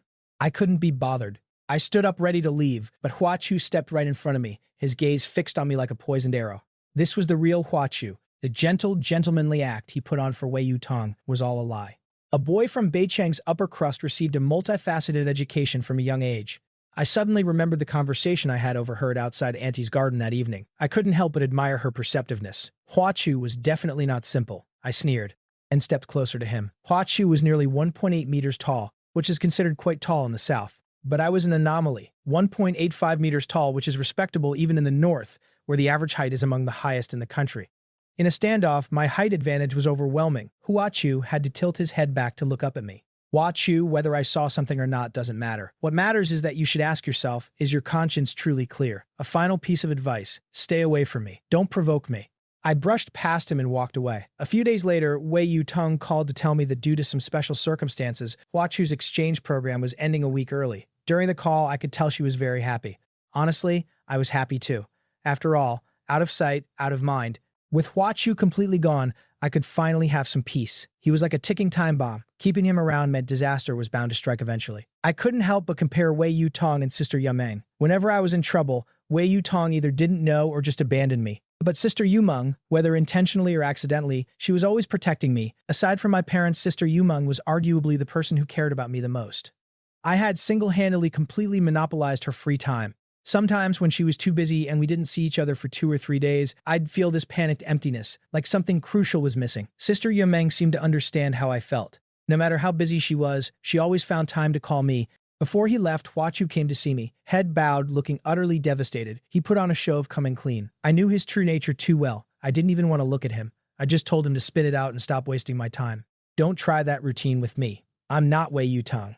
Even if you died right in front of me, I wouldn't feel an ounce of pity. Looking aggrieved, Hua Chu lied through his teeth, swearing that Zhang Xuanzi was just a girl from his hometown, that there was absolutely nothing going on between them, that it was all entirely innocent, and that I shouldn't overthink things. I thought about his situation with Zhang Xuanzi and realized that telling Wei Yutong would only be a thankless task. So in the end, I just warned him. Go back and treat Wei Yutong well. She truly likes you. After putting him on the plane, I sent Wei Yutong a photo telling her that he was returning in one piece. She politely replied with a thank you. Even through a text, I could feel her joy. Tisk tisk. I just hoped she could still smile like that when she finally learned the truth. In the blink of an eye, the National Day Golden Week arrived. Most students were heading home like swallows returning to their nests, lugging their suitcases.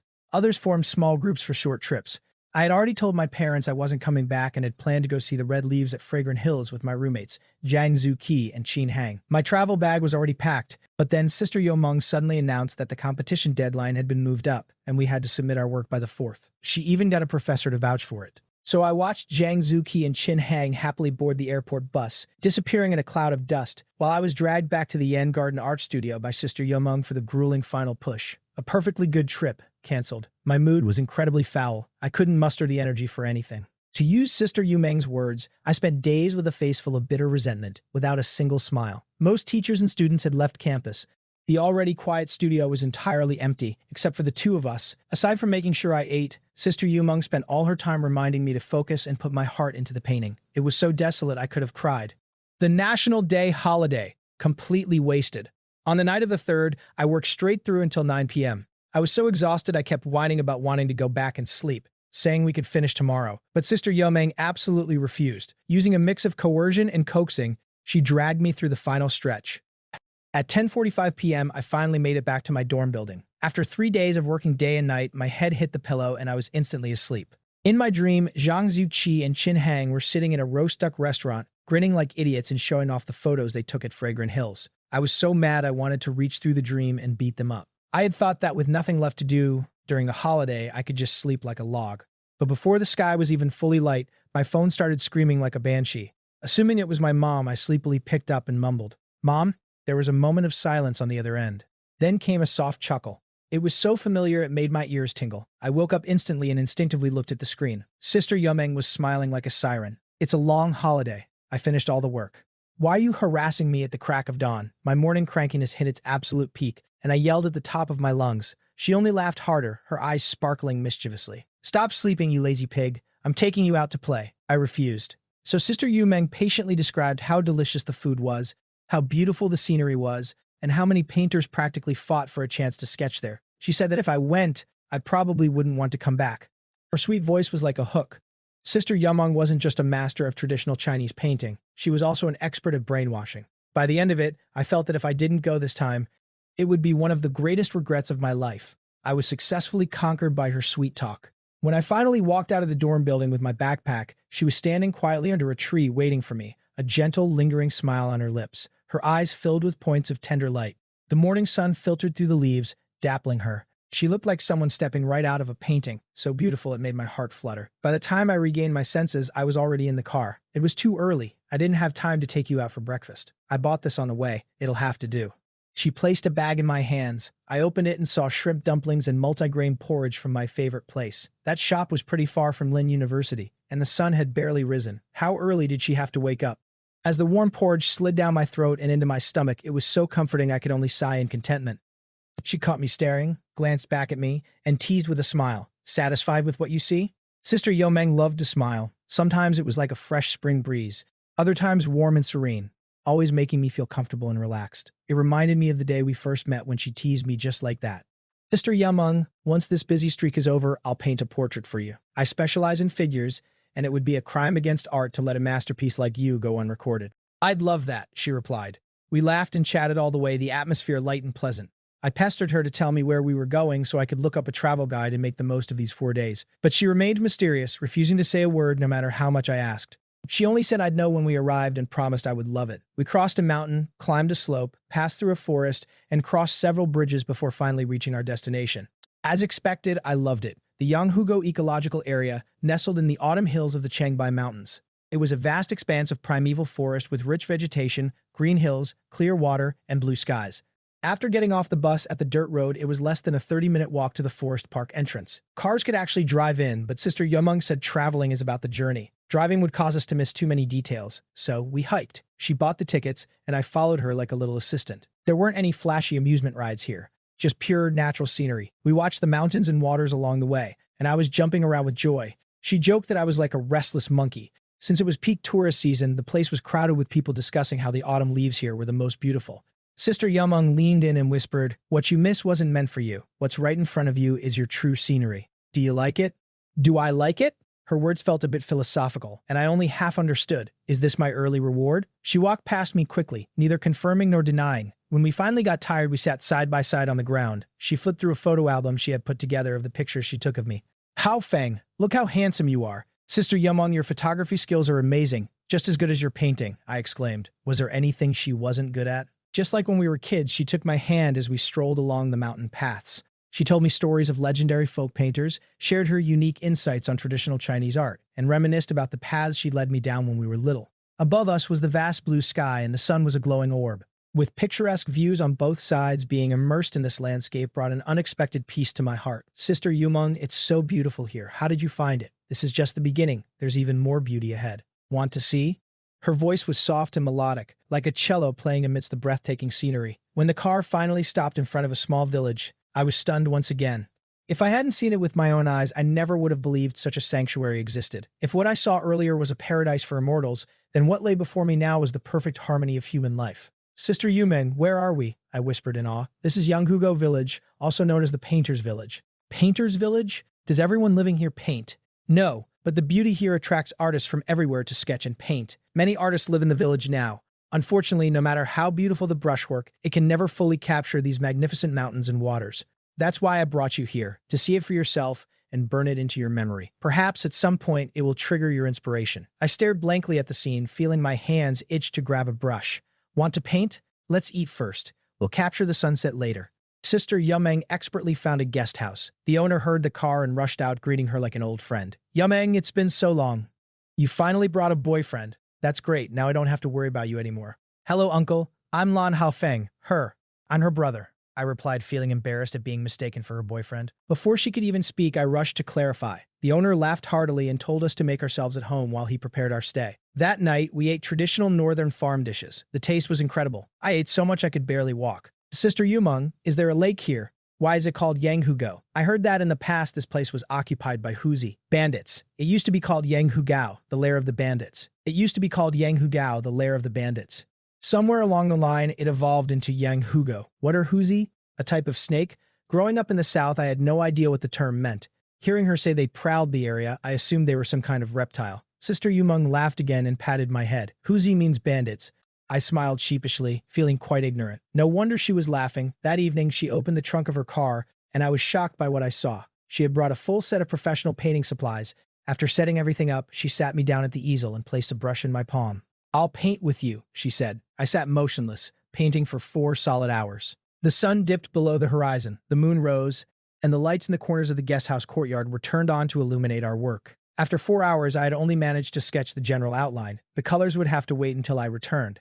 For the next 2 days, we explored every corner of the village. I memorized every detail of the lush scenery and took countless photos. I wanted to use my brush to capture these endless views once I got back, to make them eternal. Good times always fly by. The road back seemed much shorter. Sister Yomeng dropped me off at my dorm, telling me to rest well and promising to pick me up for dinner to submit our final competition entry. I felt the weight on my shoulders finally begin to lift. I began focusing on the commission for the Golden Soul Elderly Couples album. Initially, I thought about using traditional Chinese painting, but after checking, I realized they wanted colored pencils. Honestly, I've studied traditional painting since I was a kid and knew some sketching, but I'd never really tried colored pencils seriously. However, I've never been one to give up. Sister Yumeng recommended a course, and as I learned and painted, I gradually started to enjoy it. It became easier and easier. I had originally planned to use scenes provided by the client as backgrounds, but the landscapes of Yanghugo kept flashing in my mind. A new idea struck me. I would use the beauty of Yanghugo as the backdrop, letting that couple who had been in love for half a century live forever in that glorious world. Sister Yomeng relayed my idea to the clients, and to my surprise, they agreed. They even said if the work was good enough, they'd pay extra. What a lucky break. Excited, I painted with even more fluidity, as if I were a fish in water. Painting always brought me joy and helped me slowly forget the unpleasant memories of the past. One day, while I was wandering near the basketball court, a handsome upperclassman called out to me. "Len Hafeng, right? I hear everyone calls you little brother Hafeng, so I'll do the same. I'm Tu Jiang, a junior in the design department. I've liked Sister Yomeng for a long time, but I haven't found the right chance to confess. They say you're her brother. Can you give this letter to her for me?" I was stunned. This senior liked my Sister Yomeng. "But Sister Yomeng is really hard to pursue," I warned. "I know that, of course. Just help me pass the letter to her. I'll figure out the rest myself. I'm confident I can make her fall for me." I gripped that delicately folded love letter, feeling as if my arm had turned to lead. It felt heavy and aching. Afraid he'd be disappointed if I refused, I reluctantly agreed. When Chin Hang saw me walking in with my right arm raised stiffly, he asked, "What's with that pose? You look like an Indian ascetic. Is life too good for you? Are you trying to renounce the world?" I rolled my eyes and ignored him, placing the letter on the desk. "Oh ho! The great handsome Lan received a love letter? Come on, let me see which beauty is so bold. Don't touch it." I slapped his hand away. "This is a love letter from Senior Tu Jiang for Sister Yumeng." Chin Hang's jaw dropped in disbelief. "Holy Lan Haofeng, do you even have a heart? You're actually taking a love letter from my goddess. What's the big deal? A good woman is sought after by many. Whoever has the skill wins her over." Chin Hang looked at me like I was a complete idiot, but eventually my calm expression defeated him. He mumbled, "Fine, Hafeng, you're ruthless. I won't say anything else. Think about it yourself. But let me tell you, if you dare give that letter to my goddess, I guarantee she'll explode. Just you wait and see." "No way. Sister Yumeng has never lost her temper with me. I'm helping her find a match. Isn't that a good deed? Why would she be mad at me? What can I even say to you? Just don't regret it. In nearly 20 years, I've never met someone so clueless about romance. I give up." He slapped his forehead in exasperation, then turned around and threw himself onto the bed, ignoring me. October 15th was Sister Yumeng's birthday. I had prepared a gift and planned to present the senior's love letter alongside it, the perfect cherry on top. That day, her friends organized a gathering. My 2 roommates came along as well. About a dozen of us sat around, lively and cheering. When it came time for gifts, everyone brought out their presents with the usual cliched well wishes. Sister Yumeng accepted them all with a smile. When it was my turn, the room suddenly went dead silent. Everyone stared at me with expectant eyes, like mothers hoping their son would succeed. "Sister Yumeng, I have 2 gifts for you. Good things come in pairs. One is something I prepared a long time ago, and the other is the cherry on top. I had spent 20 years loving my childhood sweetheart only to be humiliated watching her run into the arms of the school idol. But by the time she realized she was being cheated on and came back full of regret, I had already started a new life and refused to look back." Sister Yumeng nodded with a smile, her eyes swirling with a gaze as warm and sweet as honey. "All right, Hafeng, don't keep us in suspense. Bring it out. Can't you see Yumeng's eyes are practically glued to you?" Da-da-da-da-da. I hummed the rhythm and pulled out a long, small box tied with a red ribbon, presenting it to her like a trophy. Everyone in the room swarmed behind her, eyes glowing as they urged her to open it. She looked at me with a smile, opened the box, and pulled out a roll of swan paper, unfurling it in front of everyone. "Wow. As expected of the prodigy the professors talk about, it looks just like her. Little brother Hafeng, your painting of Yomeng is amazing. It looks better than a photo. Look at the hair. Every strand is perfect." Everyone chimed in, unanimous in their praise of how vivid the painting was. It was a portrait I had painted by hand. To finish it, I hadn't slept for several nights, focusing entirely on capturing her specific expression. If I compared all the portraits I had ever done, this was the smallest, yet it was the absolute peak of my technical skill. In the painting, Sister Yumung's chin was slightly tilted, her hair flowed like silk, and her eyes were like stars. Her gaze into the distance was deep and long-lasting. The slight curve of her lips gave the whole piece a sense of warmth. "Do you like it, Sister Yumung?" I asked proudly. I was confident she would. Sure enough, she nodded. Her beautiful eyes sparkled with starlight. The corners of her mouth lifted, and her voice was soft, carrying an irrepressible joy. "I love it. Hao Feng's gift is my favorite." I cheered loudly upon hearing that and then held the love letter out to her with both hands. "I knew you'd like it. This is the second gift. Everyone, let's clap. Sister Yumung is about to get a boyfriend." As that thin piece of paper was placed in her hand, I saw a surge of joy in her eyes that was impossible to ignore. So much so that her hand holding the letter was slightly trembling. "Sister Yumeng, keep it together, will you? At least think about your brother Haofeng's feelings. Is Senior Tu Jiang's letter really that exciting?" "Haofeng, is this from you?" "Sister Yumeng, why don't you open it and see?" I asked with a grin. She carefully tucked the letter into her pocket. "No rush. I'll read it when I get back." The crowd started teasing her, saying she wanted to savor it alone and was too stingy to let anyone else know what was written. She didn't argue. She just sat there smiling, glancing at me with sparkling eyes. Her smile was so beautiful it made my head spin. Everyone was happy, except for Qin Hang, who let out a long sigh and shook his head. Qin Hang sighed deeply and shook his head with a toxic, "Honestly, you should read it now. If you wait until you get back, you might actually cough up blood."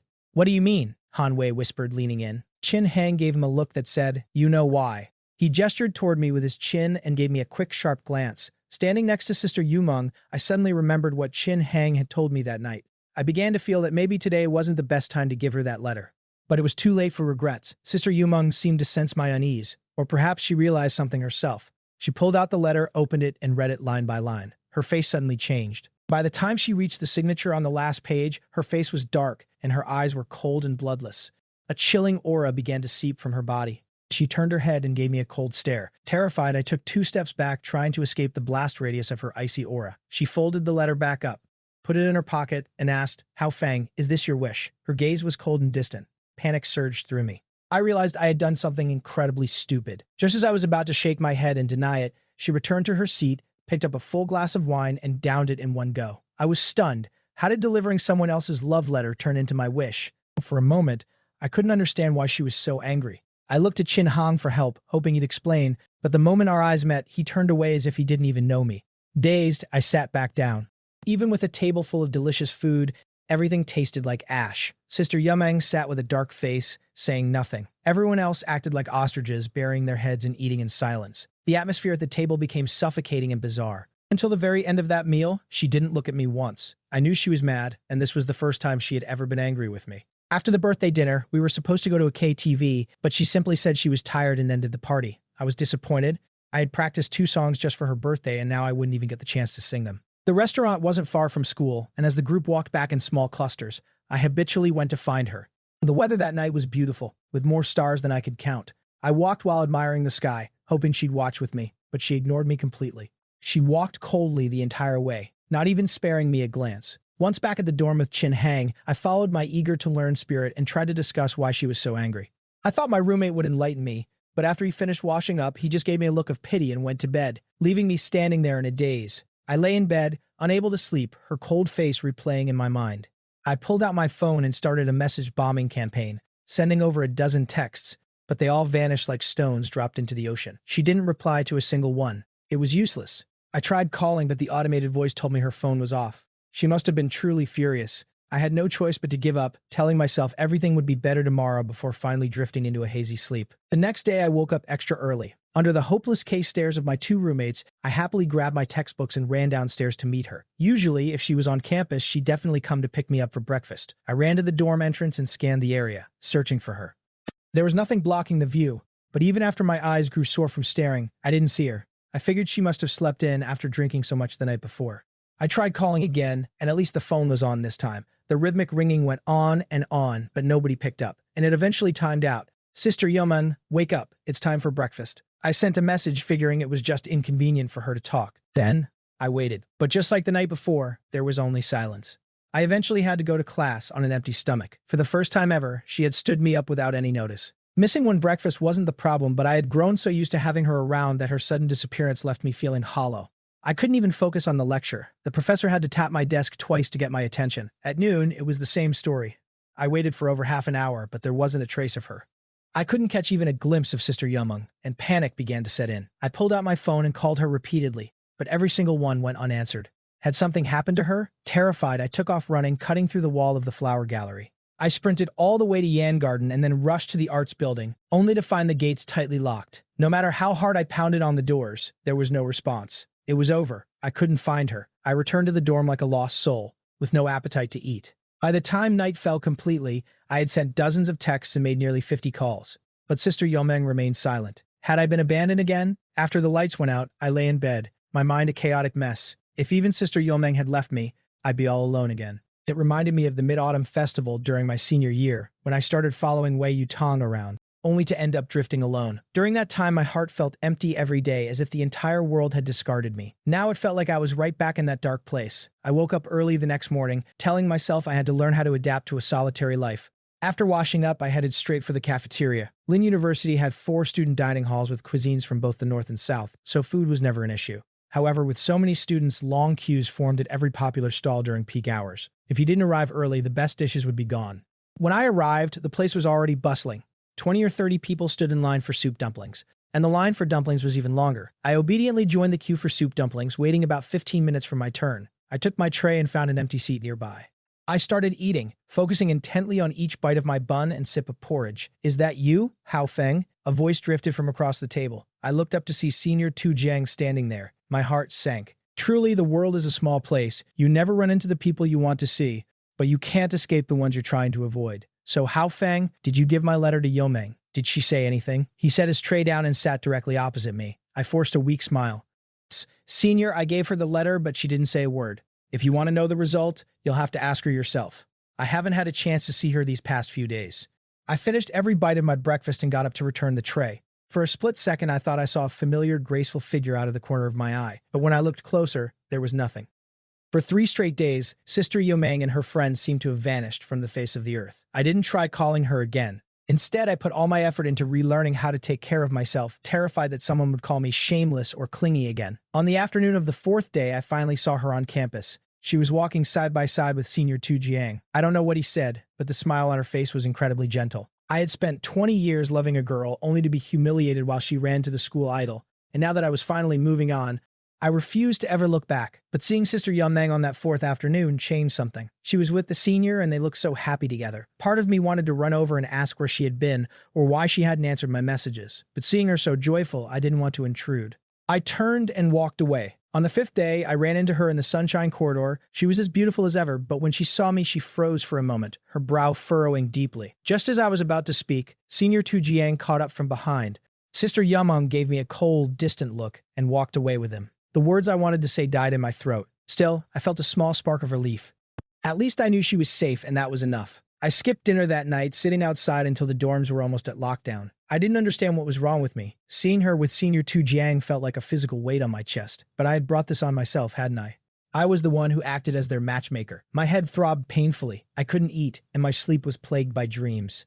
I wanted to call my parents, but I was afraid they'd hear the distress in my voice and worry, so I suffered in silence. Chin Hang told me I'd lost weight and that the light had left my eyes. He said it pained him to look at me. I think I was truly falling ill. My head hurt so much I lacked the strength to walk, and my vision kept fading to black. By the morning of the 6th day, everyone on the floor was up, but I remained still in bed. Chin Hang finally realized something was wrong. I was actually conscious and could hear everything around me, but I couldn't open my eyes. Every bone in my body ached with a dull, throbbing pain. I heard Chin Hang whispering to our other roommate. "He's burning up. He's going to turn into an idiot if this fever doesn't break. He spends all his time sitting in the wind. He was halfway to being an idiot anyway. Stop talking and get him to the clinic." The pain in my head intensified. Suddenly, I thought I smelled Sister Yomeng's scent. My throat was parched. I woke up coughing, feeling a weight on the edge of my bed. I turned my head to see Sister Yumeng, looking exhausted and bleary-eyed as she watched over me. Her eyes, usually filled with starlight, were now brimming with surprising guilt. It really was her. "Hao Feng, you're awake. Do you want some water?" She looked haggard, her voice rasping and dry. "I can get it myself." "Thanks, Sister Yumeng." I struggled to sit up. The water was on a small cabinet just a few inches away, but before I could reach it, a warm hand pressed against my shoulder, gently forcing me back down. She poured some warm water into a cup. inserted a straw, and held it to my lips. I reached out to take the cup, but she pulled it back. Don't push yourself. Just drink. I looked at her in disbelief, but my throat was too sore to argue. After a few sips, the relief was immense. My throat felt much better, but I kept my gaze fixed on her. Sister Yumeng, I'm fine now. You should go finish your work. I'm not busy today. She tucked my hand back under the covers and adjusted the blanket around my feet. How did you manage to wreck yourself like this the moment I stopped watching you for a few days? All that weight I helped you put on is gone. I turned toward the window, refusing to answer. Talk to me. Why didn't you eat? She flicked my forehead with her finger, but I tilted my head to avoid her touch. Why didn't you answer my calls? Did I do something wrong? I couldn't hold back the question any longer. Fine, I'll tell you. I'm an adult, Hafeng. I know what I want. I can handle my own romantic life. I don't need you pushing me toward other people. Her voice was soft, yet it carried an underlying edge of steel. I wasn't pushing you. I just helped someone deliver a letter. Senior 2 was so persistent, I figured even if I didn't give it to you, he'd find another way. I never wanted to push you away. Sister Yumeng let out a soft huff of a laugh. Is that so? Then tell me, are you going to keep taking letters from other guys for me? I shook my head honestly. No more. And are you still going to try and set me up? She teased. Never again, Sister Yumeng. I'm sorry. I apologize sincerely. It turned out she was just angry that I had acted as a messenger for another guy. Looking back, I realized how reckless and thoughtless I had been. Good. I knew Haofeng was a good boy. She smiled gently. I'm sorry too. I shouldn't have left you alone for so many days. It won't happen again. Suddenly, there was a knock at the door. Sister Yumeng opened it to reveal Senior 2 Jiang walking in with a basket of fruit. He set it on the cabinet and sat at the edge of my bed. Haofeng, how are you feeling? Anywhere else hurting? I forced a smile. Having made up with Sister Yumeng, my mood was actually quite good. We chatted for about 10 minutes before the senior said he had other things to attend to, and left. After wishing me a swift recovery, Sister Yumeng adjusted my blankets and stepped out to see him off. It was a standard 6-person ward, but I was currently the only patient, and there was no private bathroom. Having just finished my IV drip, I needed to use the restroom, which meant walking to the public stalls outside. Since it was my first time in this hospital, I didn't know the layout and ended up wandering half the ward before finding it. Just as I was about to open the door, I heard voices coming from the adjacent lounge. They weren't loud, but I could hear them clearly. Why stop the act? You were worried, weren't you? It was Senior 2 Jiang. I couldn't bear it. Sister Yumeng's voice was as gentle as ever. I really didn't expect someone like you to, well, never mind. Just take good care of Haofeng. If you need help, you can find me anytime. Even if I don't have a chance to be your lover, at least leave a spot for me as a friend, right? Of course. I'm sorry for the trouble this time. Sister Yumeng's voice was smiling. After returning from the restroom, I insisted on being discharged. She took me to see the doctor, but he refused, saying my throat infection was serious and I needed 2 more days of observation until I was stable. I stayed in the hospital for 3 days and she took care of me meticulously throughout. On the day of my release, she personally escorted me back to the dorm, drawing envious stares and attention from the entire building. Since our reconciliation, she had become even more attentive and gentle. I greedily soaked up her care, wishing these days could last forever. Her work at the studio had suddenly picked up, leaving her incredibly busy, yet she always squeezed out time to be with me. When she was truly swamped, she'd order me delivery.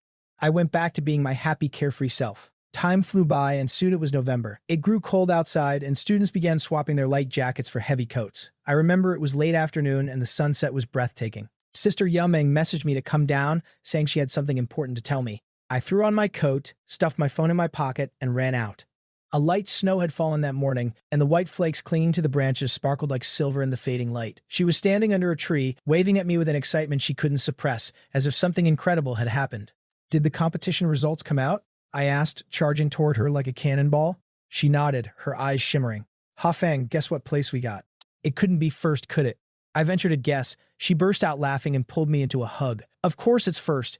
Our Haofeng is the best, #1 in the world. That evening, amidst the light snow on campus, the two of us were jumping and dancing with joy. She hopped onto my back, and I gave her a piggyback ride, sprinting through the grounds and drawing jealous looks from everyone we passed. In the past, I would have wanted to share every victory with Wei Yutong. But that day, I didn't even think of her. To celebrate our first place win, Sister Yumeng treated me and her close friends to dinner. By the end of it, my roommates and I were a little tipsy, stumbling along the quiet night streets and singing off-key at the top of our lungs. She remained sober and walked me all the way to my dorm entrance. She watched me go inside before turning to leave. Haofeng, the way that Sister Yumeng treats you, she treats you like a king. The way she looks at you isn't right. What are you thinking? Don't just leave her hanging. I sighed. Not again. Ever since we made up, people kept trying to link us together. I had explained 100 times she was my Sister Yumeng, the person who had looked after me since we were kids. In her heart, I was the younger brother, and she was the elder sister. That dynamic was set in stone. I couldn't even be bothered to explain anymore. I just rolled my eyes and pretended I hadn't heard a word. Zhang Zuqi nudged me with his elbow. Keep being oblivious. I'm genuinely worried for her, given your emotional intelligence. We laughed and joked until we reached the fourth floor, where we ran into Qin Hang, who had just returned. We followed him into the dorm, but he and Zhang Zuqi immediately teamed up to grill me again. They both insisted that she liked me and that I should cherish her and make it official. I was too tired to explain, so I just played dead and went to sleep. I thought I'd be spending the winter break alone, but on the morning I was set to leave, I walked out of the dorm to find her waiting under the tree with her suitcase. She hadn't been home in nearly 2 years, and her family wanted her back for the new year. I jumped for joy and asked why she hadn't told me. She said she wanted it to be a surprise. Well, it was certainly a surprise. Having her with me made the journey home so much better. I felt like a child again, meticulously cared for by her. When my mother opened the door and saw us together, she froze for a second before greeting her with a huge smile. Yumeng, you're back. You're even more beautiful than before. I hope Hao Feng didn't cause too much trouble for you at school. My mother took my luggage and warmly invited her inside.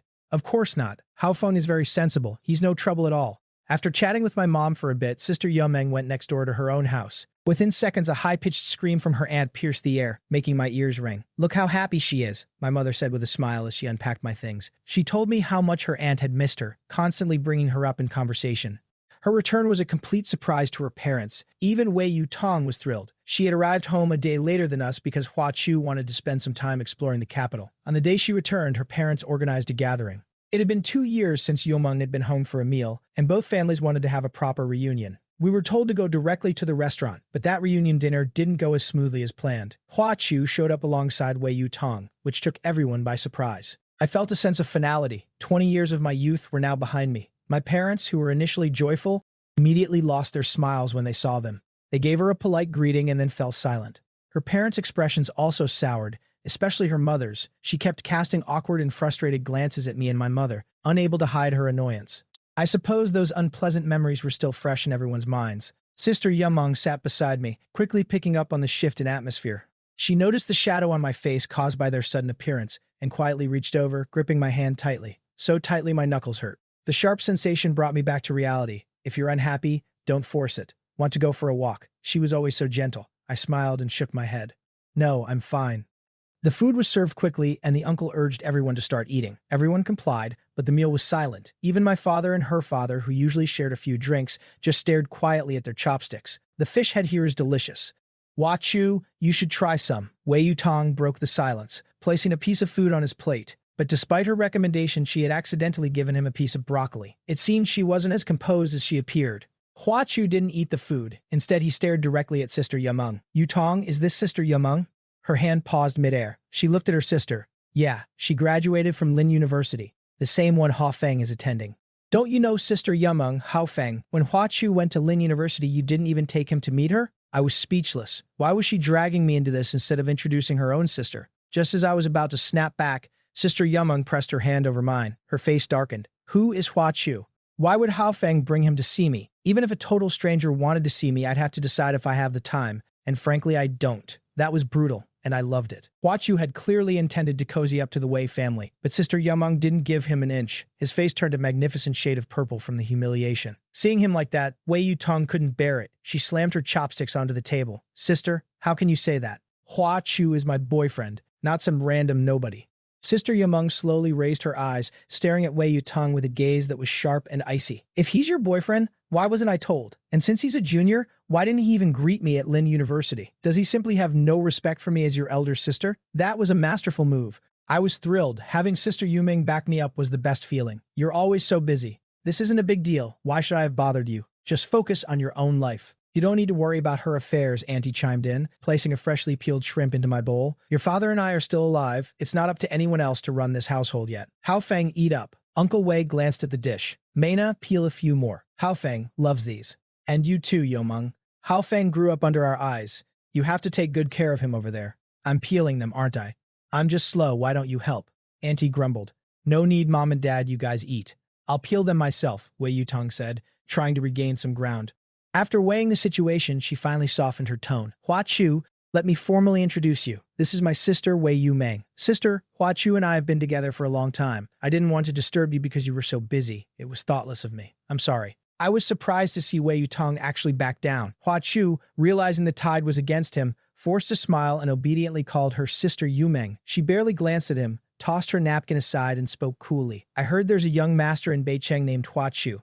I wonder if it's the same person. Sister, you know about that? Wei Yutong interjected quickly. It's him. His family ran into some trouble, so he moved here with his mother a while ago. Sister Yumeng watched the two of them huddled together, her expression unreadable. Did I remember correctly? She continued. Weren't the Hua and Zhang families in Beicheng planning a marriage alliance? Why come all the way to Nancheng? Did the Zhang family back out because the Huas lost their status? The moment she mentioned the Zhang family, Hua Chu's face went pale. His body stiffened like a stone. My parents pretended not to hear, quietly discussing whether the garlic broccoli should have red chili rings. Uncle Wei and Auntie remained silent, their faces grim. Sister Yomeng and Wei Yutong were locked in a silent standoff. This meal was exhausting. As I was lost in thought, Hua Chu suddenly glared at me. His eyes were like knives filled with heavy resentment. He clearly thought I was the one who told Sister Yumeng about his cheating. It made sense for him to suspect me, considering I was the only one who knew the truth about his time at Lin University. The atmosphere at the table was suffocating. I greeted the elders and stepped out. Hua Chu could think whatever he wanted. I wasn't going to take the fall for his mistakes. The restaurant was built like a traditional residence and had a surprisingly large backyard. A stone path divided it into two sides, vegetables on the left and a bamboo tea table with a few chairs on the right. I retreated to a rattan chair to scroll through my phone, far away from the drama. After a while, a voice drifted over. So this is where you're hiding. I looked up. It was Wei Yutong. I placed my phone face down on the table and gave a small smile. Why aren't you with Hua Chu? He went home. I didn't ask why, and she didn't volunteer the information. We sat in a silence so heavy it felt like the other person didn't even exist. Wei Yutong, are you and Hua Chu doing okay? I asked tentatively. She turned to look at me, a trace of warmth appearing in her beautiful eyes. The kind of smile she only ever had when thinking of him. We're great. As for what my sister said about Beicheng and the Zhang family, Lan Haofeng, shut up. Since when did you become someone who gossips? So what if it's Beicheng or the Zhang family? Everyone has a past. You and I were linked by our families for 18 years. Am I supposed to carry that burden forever too? She suddenly exploded with anger. I just smiled. You really can't save someone who's determined to ruin themselves. If she wanted to keep wearing that green hat, so be it. I ignored her outburst and walked out of the backyard. Where have you been? Why do you look so annoyed? Did someone upset you? I ran into Sister Yumeng near the restrooms. Just got bitten by a stray dog. I grumbled. Her eyes darkened immediately. Did Yutong bother you again? I shook my head. No, I just realized I shouldn't have meddled in things that don't concern me. She understood immediately and gave my back a gentle, comforting pat. Didn't we already know it would end like this? Why speak up at all? You've heard the saying about no good deed goes unpunished, right? I didn't know what happened after I left, how Hua Chu departed, or why Wei Yutong stayed in the backyard for so long. Regardless, that reunion dinner ended on a sour note.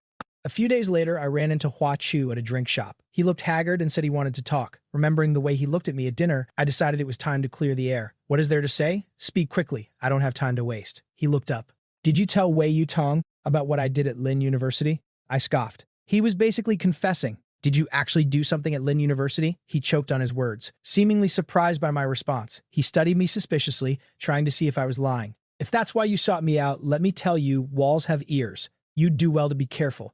Haofeng, we're classmates. You should understand me. Zhang Shuangzi, she's just a good friend from back home. We really have nothing going on.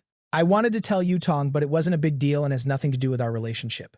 I was speechless at his sheer audacity. If kissing someone until sparks fly counts as nothing, then going to a motel together probably counts as studying in his book. Hua Chu, if you want to clarify your relationship with Zhang Shuangzi, you should tell Wei Yutong, not me. I stood up to leave. Lan Haofeng, I'm spending Chinese New Year with Yutong this year. The pride and provocation in his eyes were unmistakable. You could spend it with a stray dog for all I care. I'm not your father. You don't need to report your schedule to me.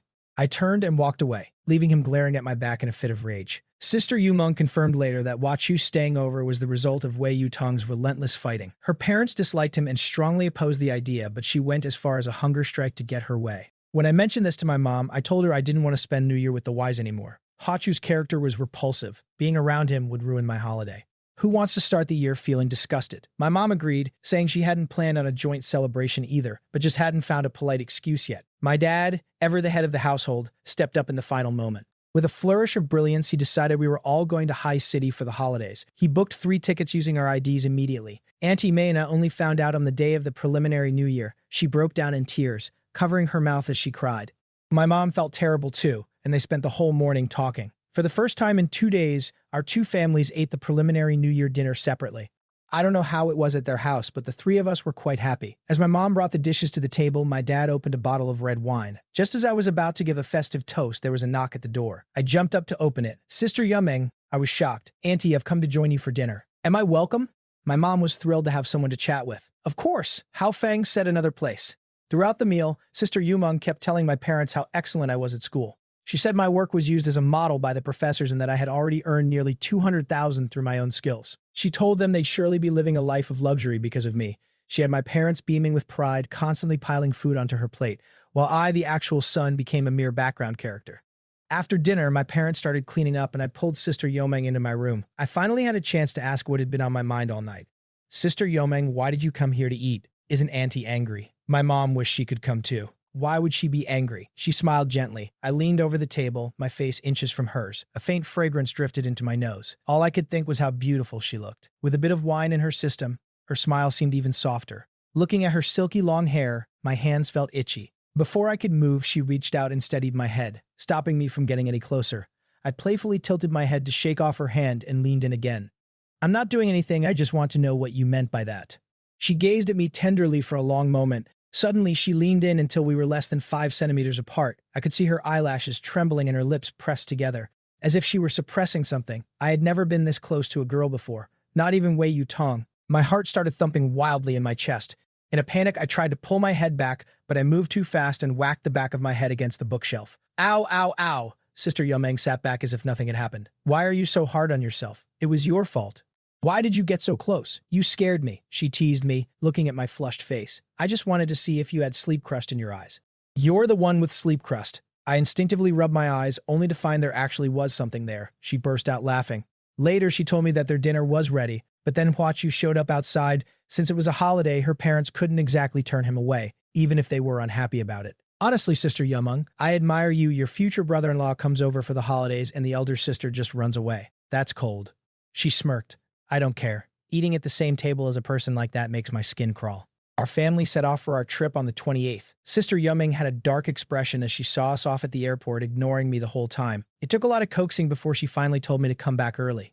Spending New Year away from home was a novel experience. On New Year's Eve, we joined people from all over the country for a grand dinner in the hotel lobby. There was music, dancing, and a festive atmosphere. By the time we returned to our room, it was 9 p.m. I stood by the floor-to-ceiling window, looking at the city lights and the fireworks reflected in the sky. My heart felt exceptionally peaceful. My phone rang with a video call. I knew it was Sister Yumeng without even looking. In the video, I told her I wanted everyone to be happy, that I wanted to hear her sing live, and that I hoped she'd keep getting more beautiful. I told her I wanted to earn more money to make my parents' lives comfortable.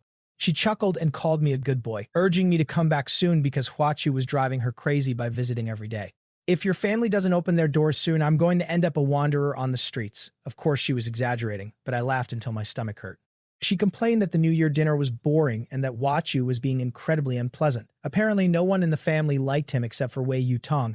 She grumbled that she had finally come home for the New Year, only for us to go on a trip, leaving the neighborhood cold and quiet. If she had known, she wouldn't have come back. We chatted for an hour until I promised to return as soon as possible. As she hung up, I thought I saw a flicker of reluctance and loneliness in her eyes. Under her daily pestering, my parents and I finally headed home on the 8th day of the first lunar month. Auntie Mena immediately started organizing another reunion dinner. This time she said we'd eat at home rather than a restaurant. My mom was too tired and wanted to rest, so she declined. Honestly, we've developed a bit of a trauma regarding these reunion dinners over the last few years. When I woke up from a nap, the sky was dark. I heard laughter from outside and saw Sister Yomeng helping my mom wash vegetables. They were chatting away happily. After 10 days, she was still as breathtakingly beautiful as ever. Her eyes brightened the moment she saw me. Later, my mom whispered to my dad. Yumeng seemed a bit distracted at first, but the moment she saw our son, her eyes practically lit up. Do you think she has feelings for him? My dad always agreed with my mom. He nodded solemnly and whispered something back that I couldn't quite catch. That night, Sister Yumeng stayed for dinner. Actually, she was the one who cooked most of it. It was the first time I had tasted her cooking, and it was delicious.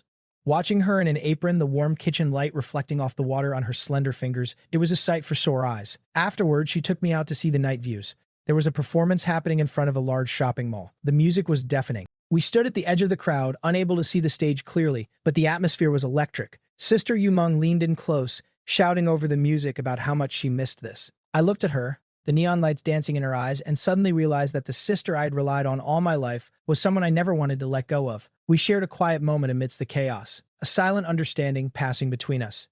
As the fireworks began to explode overhead, signaling the true end of the festivities, she took my hand. It wasn't the tight, bone-crushing grip from before, but a soft, warm hold that felt like a promise. We stood there together, two shadows against the brilliant sky, finally ready to face whatever the new year had in store. My parents and I had finally settled back into our routine.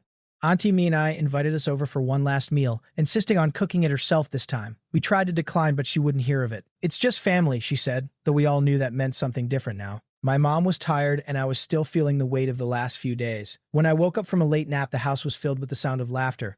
I walked out to find Sister Yomeng and my mother in the kitchen, their heads together as they prepped dinner. She looked up and smiled, and in that moment, all the bitterness and drama of the past year seemed to melt away. My mother gave me a knowing look, but for once, I didn't feel the need to argue.